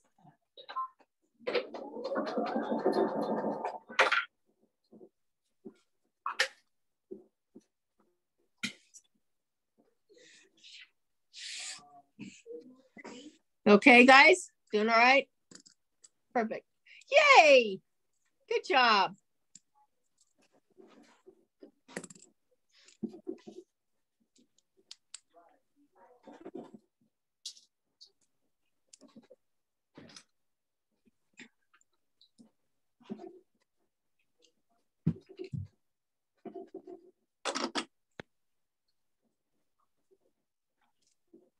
Are you stitching yet, Miss Wendy? Yes, I've got a Volkswagen. Is it cute? Yes. Isn't it? All right. I'm gonna give you a minute. Give me a thumbs up when your machine has stopped.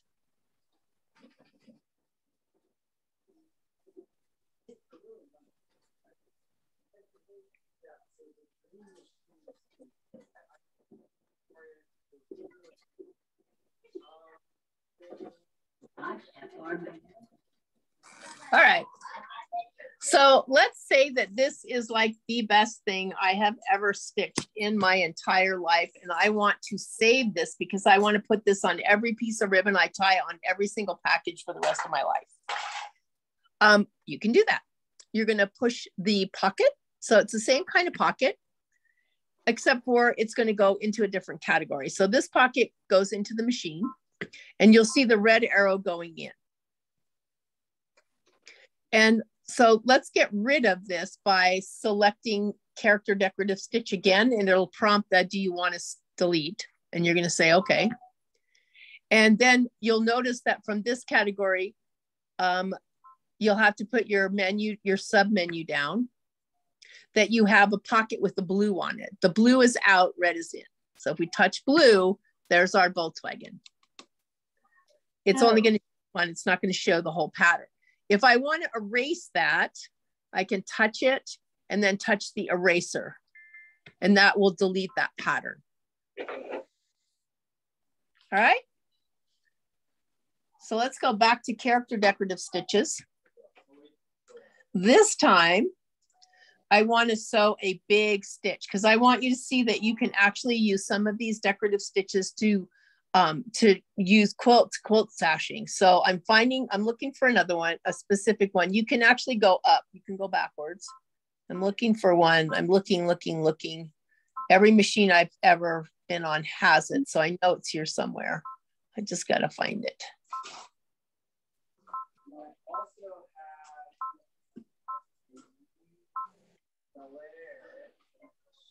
Is it this one?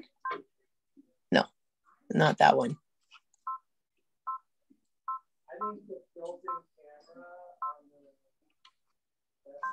There it is. So delete. All right. I want you to go get stitch number 6-169. It looks like this. So yours might be numbered different. But this is a really good example of why you love that directional sewing that we did the house with. And when you get to that stitch and you touch it, make sure you have the triple star selected so you have a continuous row of those. The first thing I want you to do is look at the size. It's only showing you this stitch at 25% of its actual size. So right next to the pocket that we just used is like a little wavy piece of paper. If you touch that, it opens up and lets you see how big that stitch actually is. And you can kind of move side to side with it. So that's the actual size of the stitch. It's about 1.5 inches wide. And then the other thing that it shows you is it shows you where the stitch starts in relation to your foot. So when you get here, you'll see that this stitch is actually going to start in the inside left corner of the end foot, and it's going to go towards the right. So give yourself some room. All right. And then the other thing we're going to do with this is we're going to combine it with the magical donut button. So we're going to sew a few of these loop-de-loops, and then we're going to tell the machine to stop by touching that, by touching the donut button. And now you'll see that this light comes on for that because it's a decorative stitch. All right. So everybody's got 6-169 or something that looks like that. It should say 25% because it's big. Give yourself some room because remember, we've got a stitch that's going to be as wide as my 2 fingers. All right, so I'm going to start right there and I'm going to press go. And then you're going to let it stitch for a little bit. So the idea of using the little donut button is that you can let it stitch certain numbers of them and then stop when you want it to stop. So one repetition is one loop of this, whatever you call it. So I'm on loop number 2, if I'm looking at the top here. When it starts loop number 3, I'm gonna touch my little button up here. I'll let it get to loop number 3, and then I'm gonna touch. When I touch, it turns the light on. So what it's telling the machine is it's going to sew one repetition of that loop and then stop.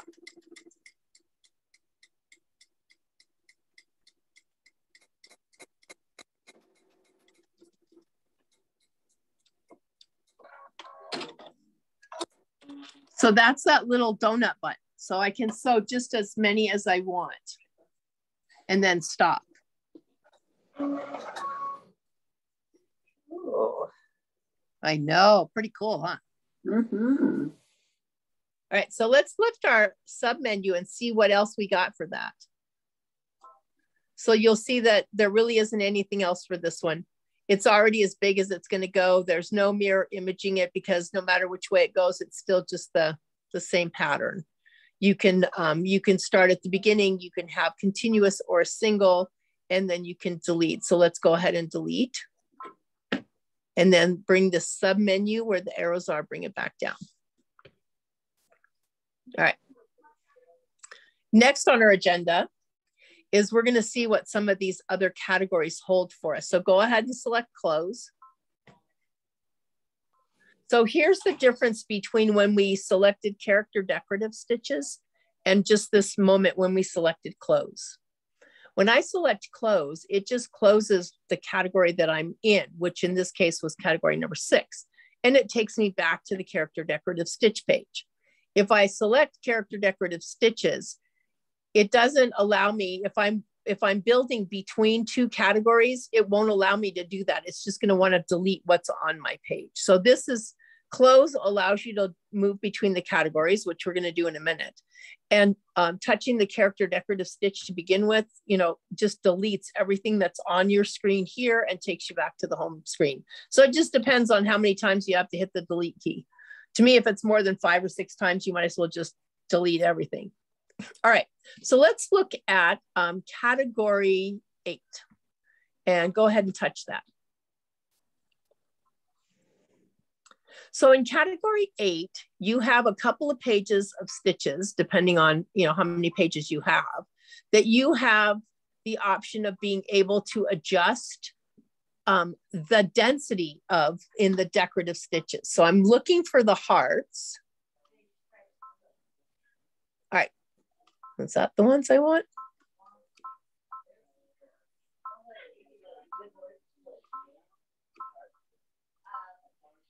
Okay, stitch 8-36 or these hearts.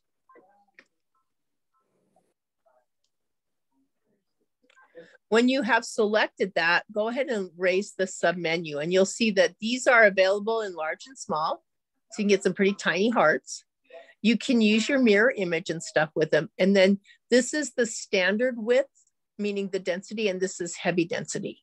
So what I want to do is I want to sew 3 or 4 hearts side by side in each of these 2 categories. So for right now, I'm just going to leave that as it is. And then you're going to get the chance to use your little donut button again. So I want to sew 3 of these hearts, or 4 if you're not quick on the draw.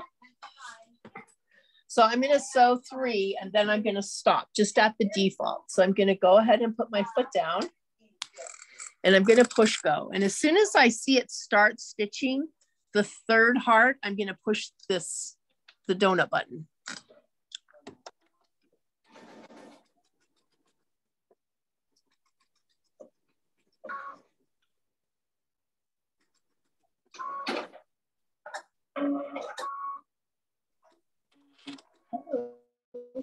Okay.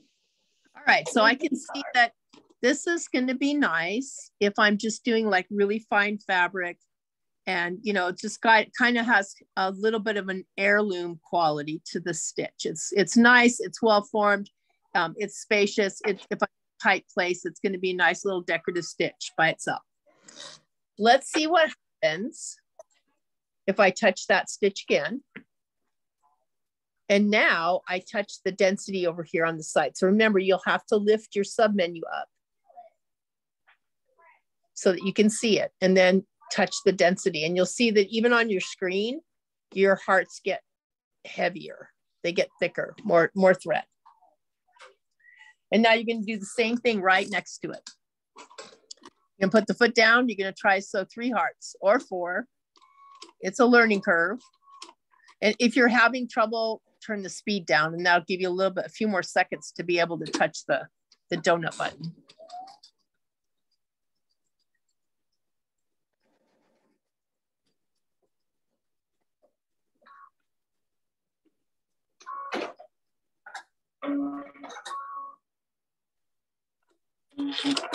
So if I put them side by side, I can really see a difference, can't I, between the first one and the one that has the extra density. All right, I'm going to continue class a little bit later because we kind of got a late start and we still have some things to cover. But if you have to go because you have something scheduled after this, it's fine. And I'll just keep going and it'll be on the recording, but I am gonna keep going because there's stuff we haven't done yet. All right. I'm going to delete my heart, so I can do that by touching delete. And then I'm gonna let my submenu come down.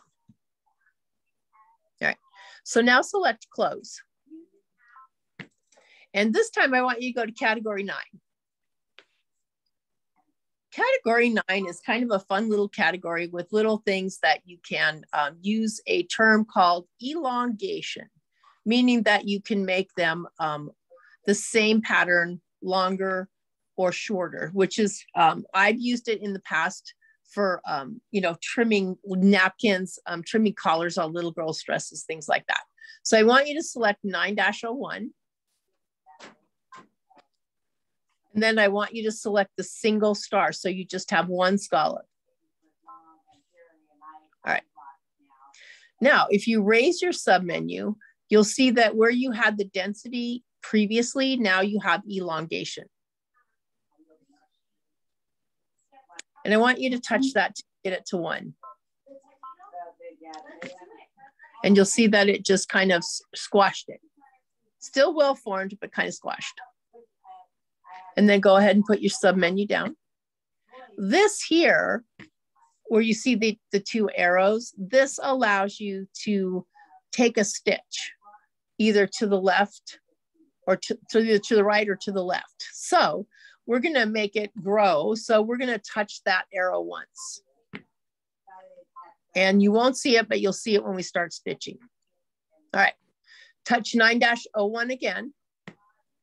And now look on your screen and you'll see that one stitch did actually move that scallop up a little bit. Raise your menu. This time we want to go to 2.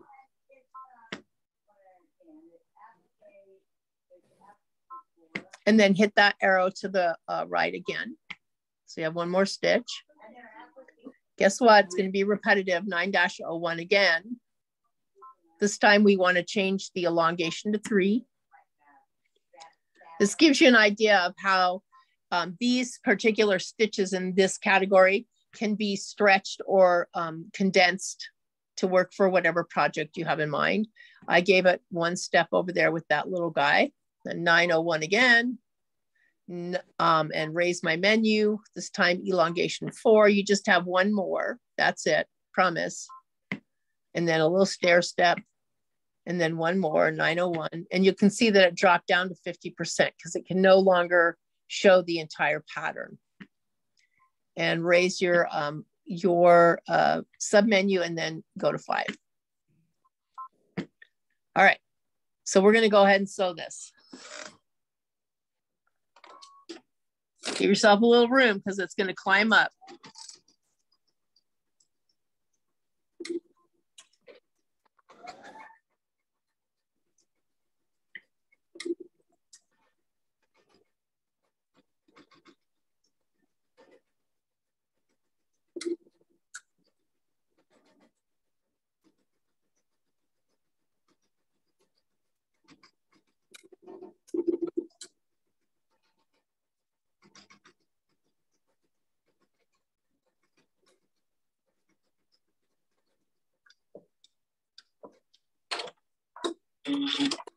You can see how it began to climb up. And if we wanted to go back down the other side, we could do the same thing. We could hit it again and then do 4 and then use the arrow going the other way.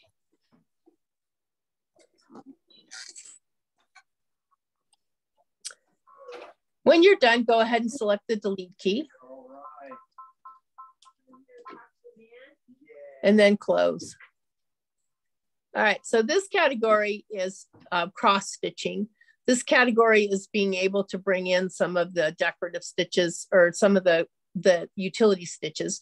Let's touch number 7. We haven't been to number 7 yet. Number 7 looks remarkably like number 6, but with the exception that you can actually alter these. So these are editable. So I can say I want the width cannot be wider than 7, but you can make them smaller, or 7 millimeters is all you're going to be able to do with it. but they are editable, and in category 6, many of them are not. Some of the stitches look remarkably the same. All right, so we're gonna make a flourish and that has your name. We're gonna make your name so that you can have a label. And we're gonna use some of the stitches to make like a little foof at the beginning and at the end. And we're gonna use the mirror image to do that.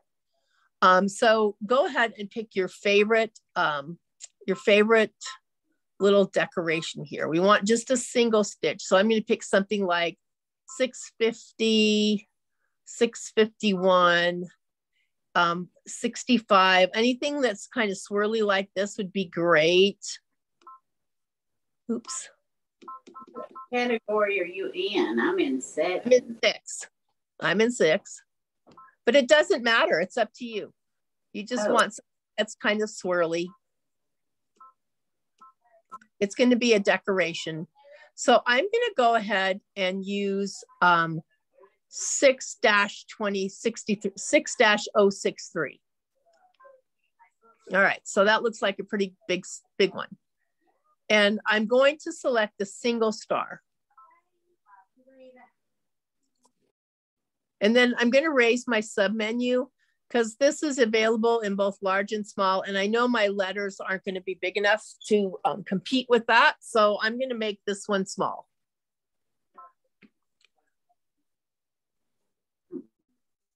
And I want to remember which one I selected because I'm going to select it again and I'm going to mirror image it when I get to the end. All right, so I'm going to put my menu down and I'm going to select close. Now I'm going to go to the alphabet. So within the alphabet, you have 3 different letters that are R letters, and then you have Russian letters and you have some Japanese, Chinese letters. So the first one is just like a little straight satin stitch. The second one is a script. The third one is just outline. So pick any of those 3. I'm going to just do this one. Within there, you have uppercase, lowercases, letters, punctuation, and 2 categories of special characters. I'm going to just use, and so you can see that even at small, it's going to overpower. And if because my letters are in small, but if I raise my sub menu, I can see that I actually have a large version, and that looks like it'll work pretty well. How did you make it stay on the screen to go to the initials? You have to do close. So if you're just here, select close. And then you should have the screen that says that has the letters. Okay. Do you see it? Yes. Okay. So now I'm going to go back to my letters here. And I did, so when I first put, I'm going to delete that. When I first put my letter there, it was small. So I raised my sub menu and I made it large, but it was really close to the flourish there. I don't know if you can see that. Let me get really in close. So if I raise my sub menu on my letters, I have spacing. So I can move things away. So the default at 0, this is how the letter came in. It was right on top of my little flourish there. So I just moved it until it actually got a nice distance away from the little thing, the little poof. And then I'm going to go ahead and go to lowercase.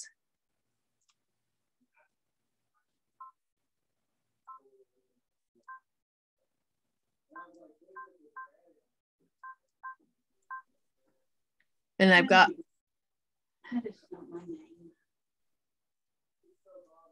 so on the side, along the side, you'll see the different uppercase, lowercase. If I close this and close, so I've just selected it from here. And then when I select the font that I want, the uppercase and lowercase is along the side. And then when I raise my sub menu, that allows me to select large instead of small. Michelle, I have a quick question. Yes, ma'am. Can you add spacing after the fact, or do I have to erase everything and go to spacing? you cannot add spacing after. Well, you can, but it's just going to space them all further apart. So if I do spacing now, watch what happens. It just spaces all of the letters apart from each other.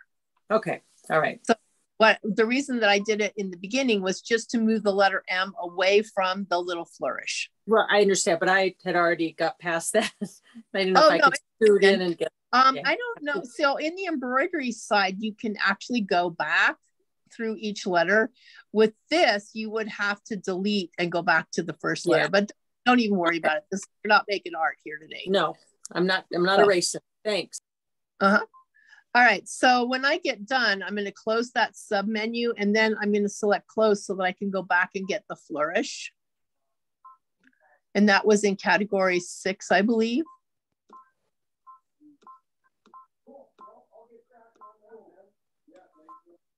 There it is. And then I'm going to raise my sub menu and I'm going to do it small. And then now I'm going to do the mirror image. So I think it's just this first one. No, maybe it's that one. All right.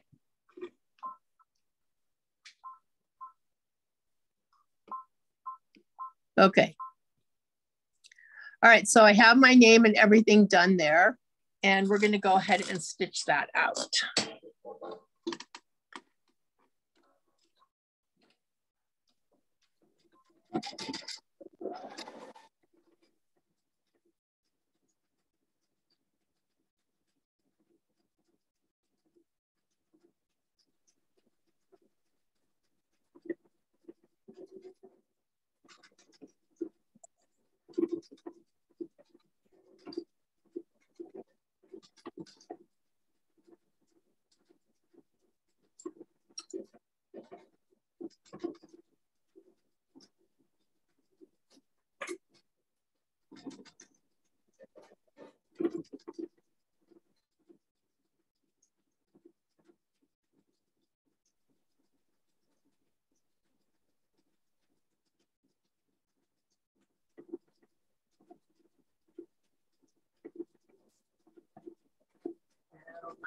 Was spaced out.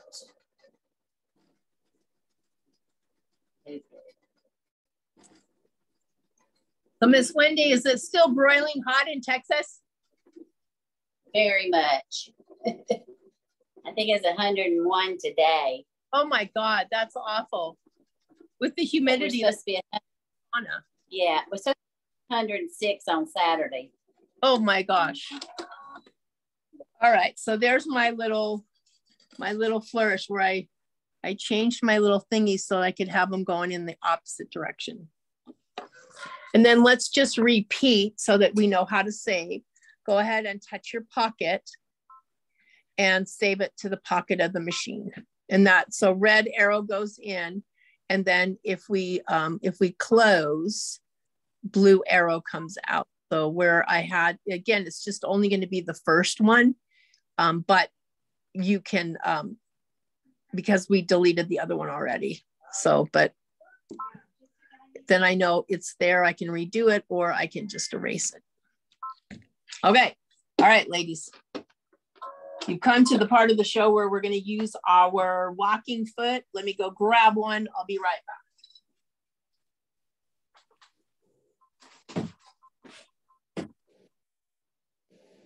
Oh, what is my walking foot? Do I have a walking foot?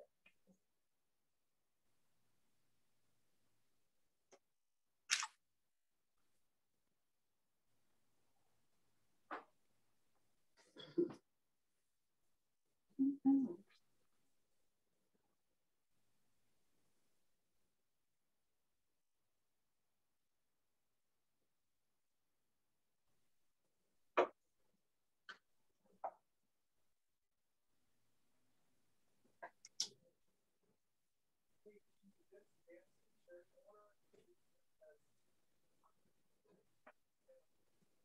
All right, so I talked a little bit about this earlier, about the belt and stuff. And now we're going to have some fun with it and have some fun with some of the feet. that it has available.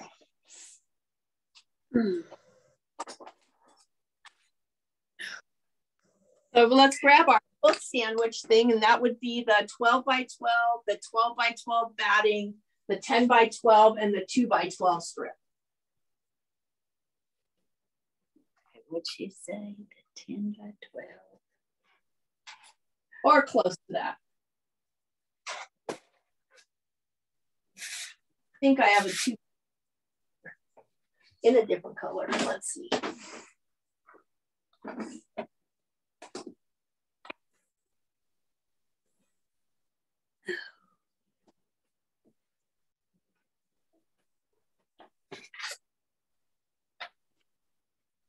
All right. So this is what we want. Mine is not matchy-matchy. So we want our 12 by 12, the batting, the 10 by 12, and then our 2 by 12. Okay. And we want our foot. And this is likely the foot that came with your machine. But I'm also going to show you some of the other feet. Depending on the package that you got, you may have gotten some of these. I think with some of the machines, the stitch in the ditch foot and the 1/4 inch foot and the open toe foot might have come with it. If that's the case, then go ahead and grab yours. If not, I'm going to show them to you anyway, and your class entitles you to a 20% discount if it's something you think that you can't live without.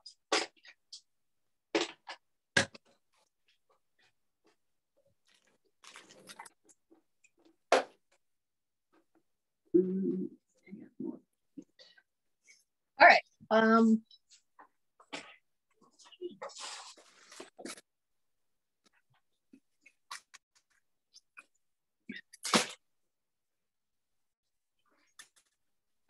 Let me go grab the little feet.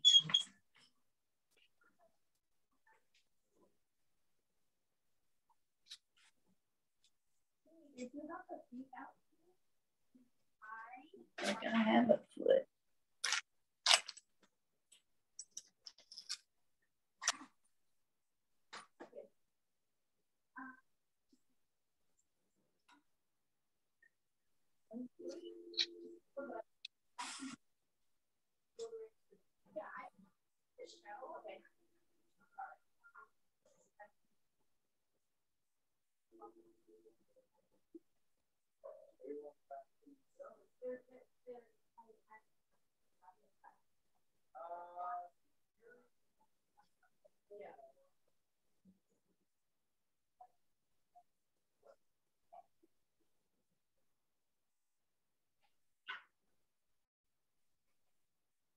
I know, it's amazing how much stuff got brought, right? All righty, I'm back. Okay. So I'm gonna show you how to put this foot on, and we're gonna talk a little bit about it. All right, this is, mine's a little bit skinnier because this is one of the newer ones. You might have one that's, you know, a little bit larger. It's the same principle. You'll see a little lever on the side. The lever up takes the belt up. So if you watch my hand, you'll see that there's the belt engaged. If I push that back, it lifts the belt up. So if you have to back stitch, that's what you want to do, is lift it. To put this foot on, you'll need to take your shank and your foot off of your machine. So I'm going to go ahead and unscrew that shank and foot. And I'm going to take it shank and foot together and set it aside. All right, so there is a slot in the back of your machine up towards the top. You'll be able to feel it with your finger, and that's where that foot is going to plug in. All right, it's, if you have the embroidery model, then it's the same plug in that your embroidery foot plugs into. All right, so to start with, I'm going to grab the foot by the back, and then I'm going to come around from the back, and I'm going to get this on the actual needle bar. So let's see if you can see that. There's the screw right here. So that is attached to the needle bar. You want to kind of wiggle it around and let it get seated because you don't want it all wiggly jiggly when you're sewing. Okay. Now, I don't have one of those feet. What? Okay. Do I use? You can watch if you'd like. Did you get one, June? Yes? Yeah? Yes, we have it. Oh, okay, perfect. So you can watch if you'd like, Miss Wendy, and if not, then you are free to say night-night. All right. Okay. So will I ever have to use it? I mean, if I have the embroidery. Walking foot. It's a pretty amazing walking foot, actually. So, which you got? Oh, you got the 5200, the Essence. Yes. So for you, it's an accessory. It's a purchasable accessory, but it didn't come with the machine. Okay. So I would say watch a couple videos on it. It's called the called the Digital Dual Feed Walking Foot. And see if you think it's something that you would enjoy. Yeah, because I love mine. I love it because it keeps things, it just does such an amazing job of doing a walking foot because you're not having a regular walking foot that's like bouncing as you're walking. It's got the belt that's making contact with your fabric on the top and your feed dogs that are making contact on the bottom. So it is quite different. So yeah, take a look at it. And then, let us know because you're still entitled to a discount for your class. Just let us know that you took the class and then if you want to, we can get it shipped to you if you want it. Okay? Okay. All righty. Thank you for coming. All right. So I want, June, I want you to take your left hand and I want you to put it along the side of your machine, work back until you can feel that hole on the side of your machine. That's where your embroidery foot plugs in. Okay, so now with your other hand, now that the foot's attached, with your other hand, grab the cord and meet the hands together where the plug is. And that allows you to plug it into the machine. Or you can, turn around and look at it, but I usually just use my fingers to meet the fingers together and then you can find the plug easy. All right. So from the screen of the machine, we're going to go back to our utility stitches. And you'll notice that it says dual feed on it. That means that some of our stitches will be available and some of them will not be available because again, anything that goes side to side, not going to happen with this, all grayed out. Because the machine, this walking foot cannot go side to side. But it is an amazing, it's an amazing walking foot for quilting and for channel stitching. So I'm gonna first of all, I'm gonna open the dual feed foot or the 1/4 inch foot. So you can use your foot that came with it as well, but the 1/4 inch foot is nice because it has a little blade down the side of it so that we can line up with the edge of our fabric. Now, if we're gonna use this to put the foot on, there's like 2 little bars there. Put the toe on, I guess, the sole plate. I'm just going to match it up with the openings on the bottom of the foot and just pull straight up. All right. On this one, when you're using this uses, on those quilting stitches, this uses the center needle position where it says piecing middle because the edge of your foot is already a mark right on the 1/4 inch plate here. So I've got my, my 12-inch piece on the bottom, and then I've got my batting, then I've got my 10-inch piece, and I'm just going to pretend to do a binding. So I'm going to use my 1/4 inch to attach my binding pieces all in one. And then I'm going to go back to my foot control because I got to have a foot control when I do stuff like this. I am a foot control girl.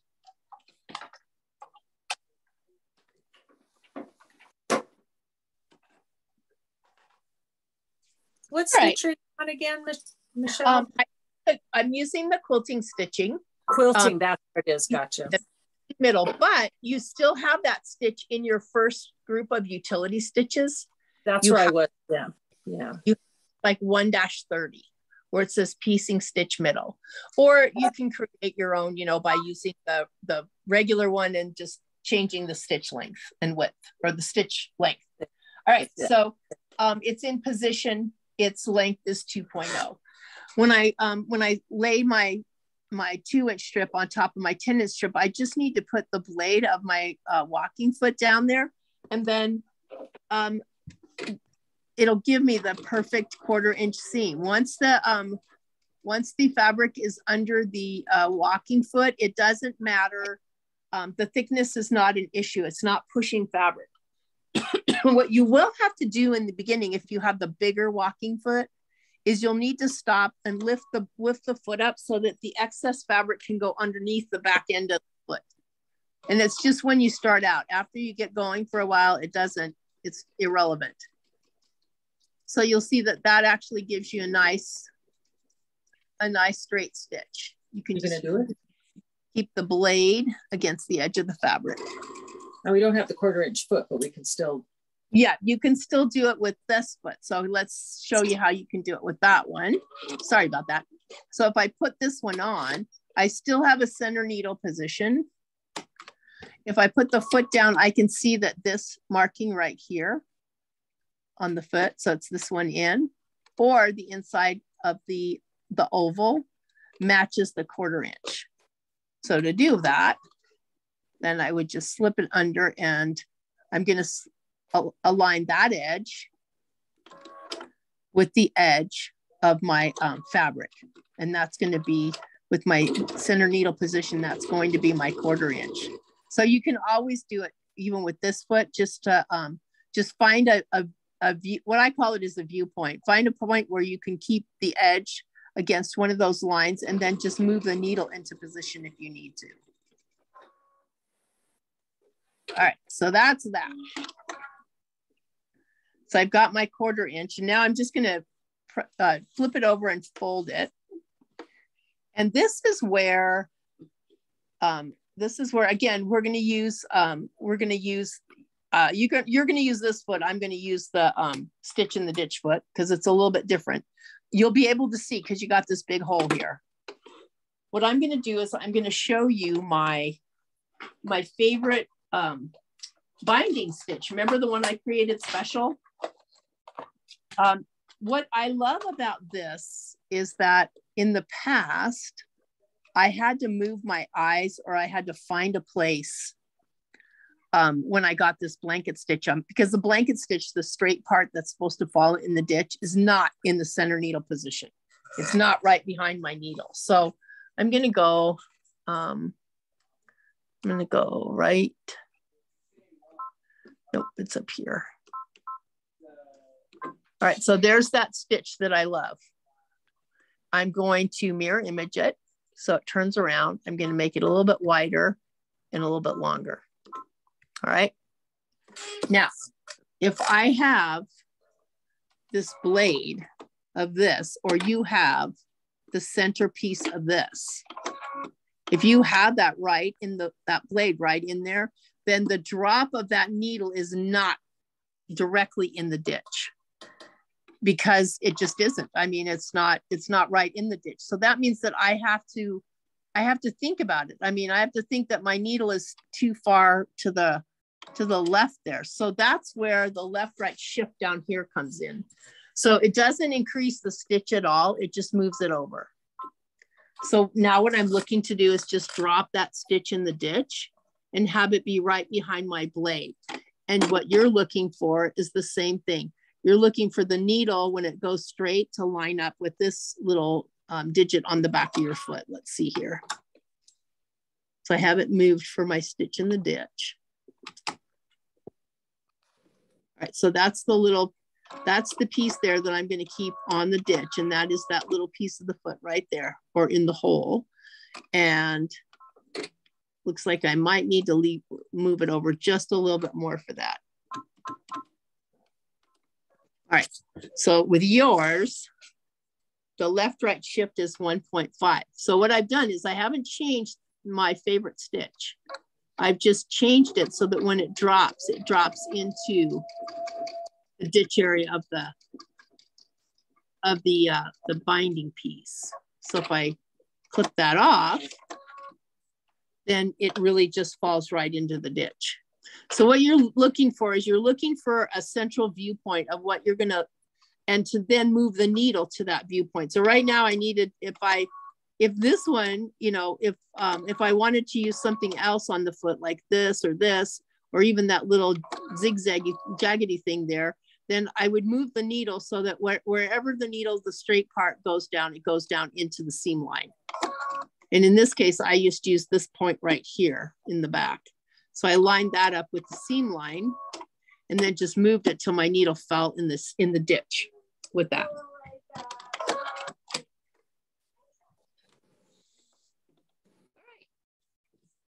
You guys have any questions? All right, ladies. No, we're good. Thank you. Thank you. Sorry we had kind of a rough go there in the beginning. So if there was any confusion, I apologize for that. And have any questions or anything, just give us a call at the store. Okay, thank you. And this will be sent to us as a YouTube? I usually put them on the Facebook group. Would you prefer YouTube? Well, I get Facebook, that's fine, but Mom doesn't. If you could send her the YouTube, that'd be great. Wendy, I'll just send it to YouTube for you as well. So with that, when we put classes on YouTube, we make them because, you know, you either bought a machine from us or you paid for the class to take it. So we make it a private class. So just anybody can't, you know, perusing YouTube can't find it. So you have to log into YouTube. So you have a username and a password, you know, for your YouTube. For YouTube, you have to log into that with the same email address that you signed up. Yes. Okay. All right, ladies. Wendy, I think I'm going to see you again, maybe in like a week or so, aren't I? For the embroidery part. Are you scheduled? It's tomorrow afternoon. Oh, that's right. It's tomorrow because you're going on vacation. I forgot. All right. I will see you tomorrow then. All right. Bye now. Thank you. Bye. Thanks again.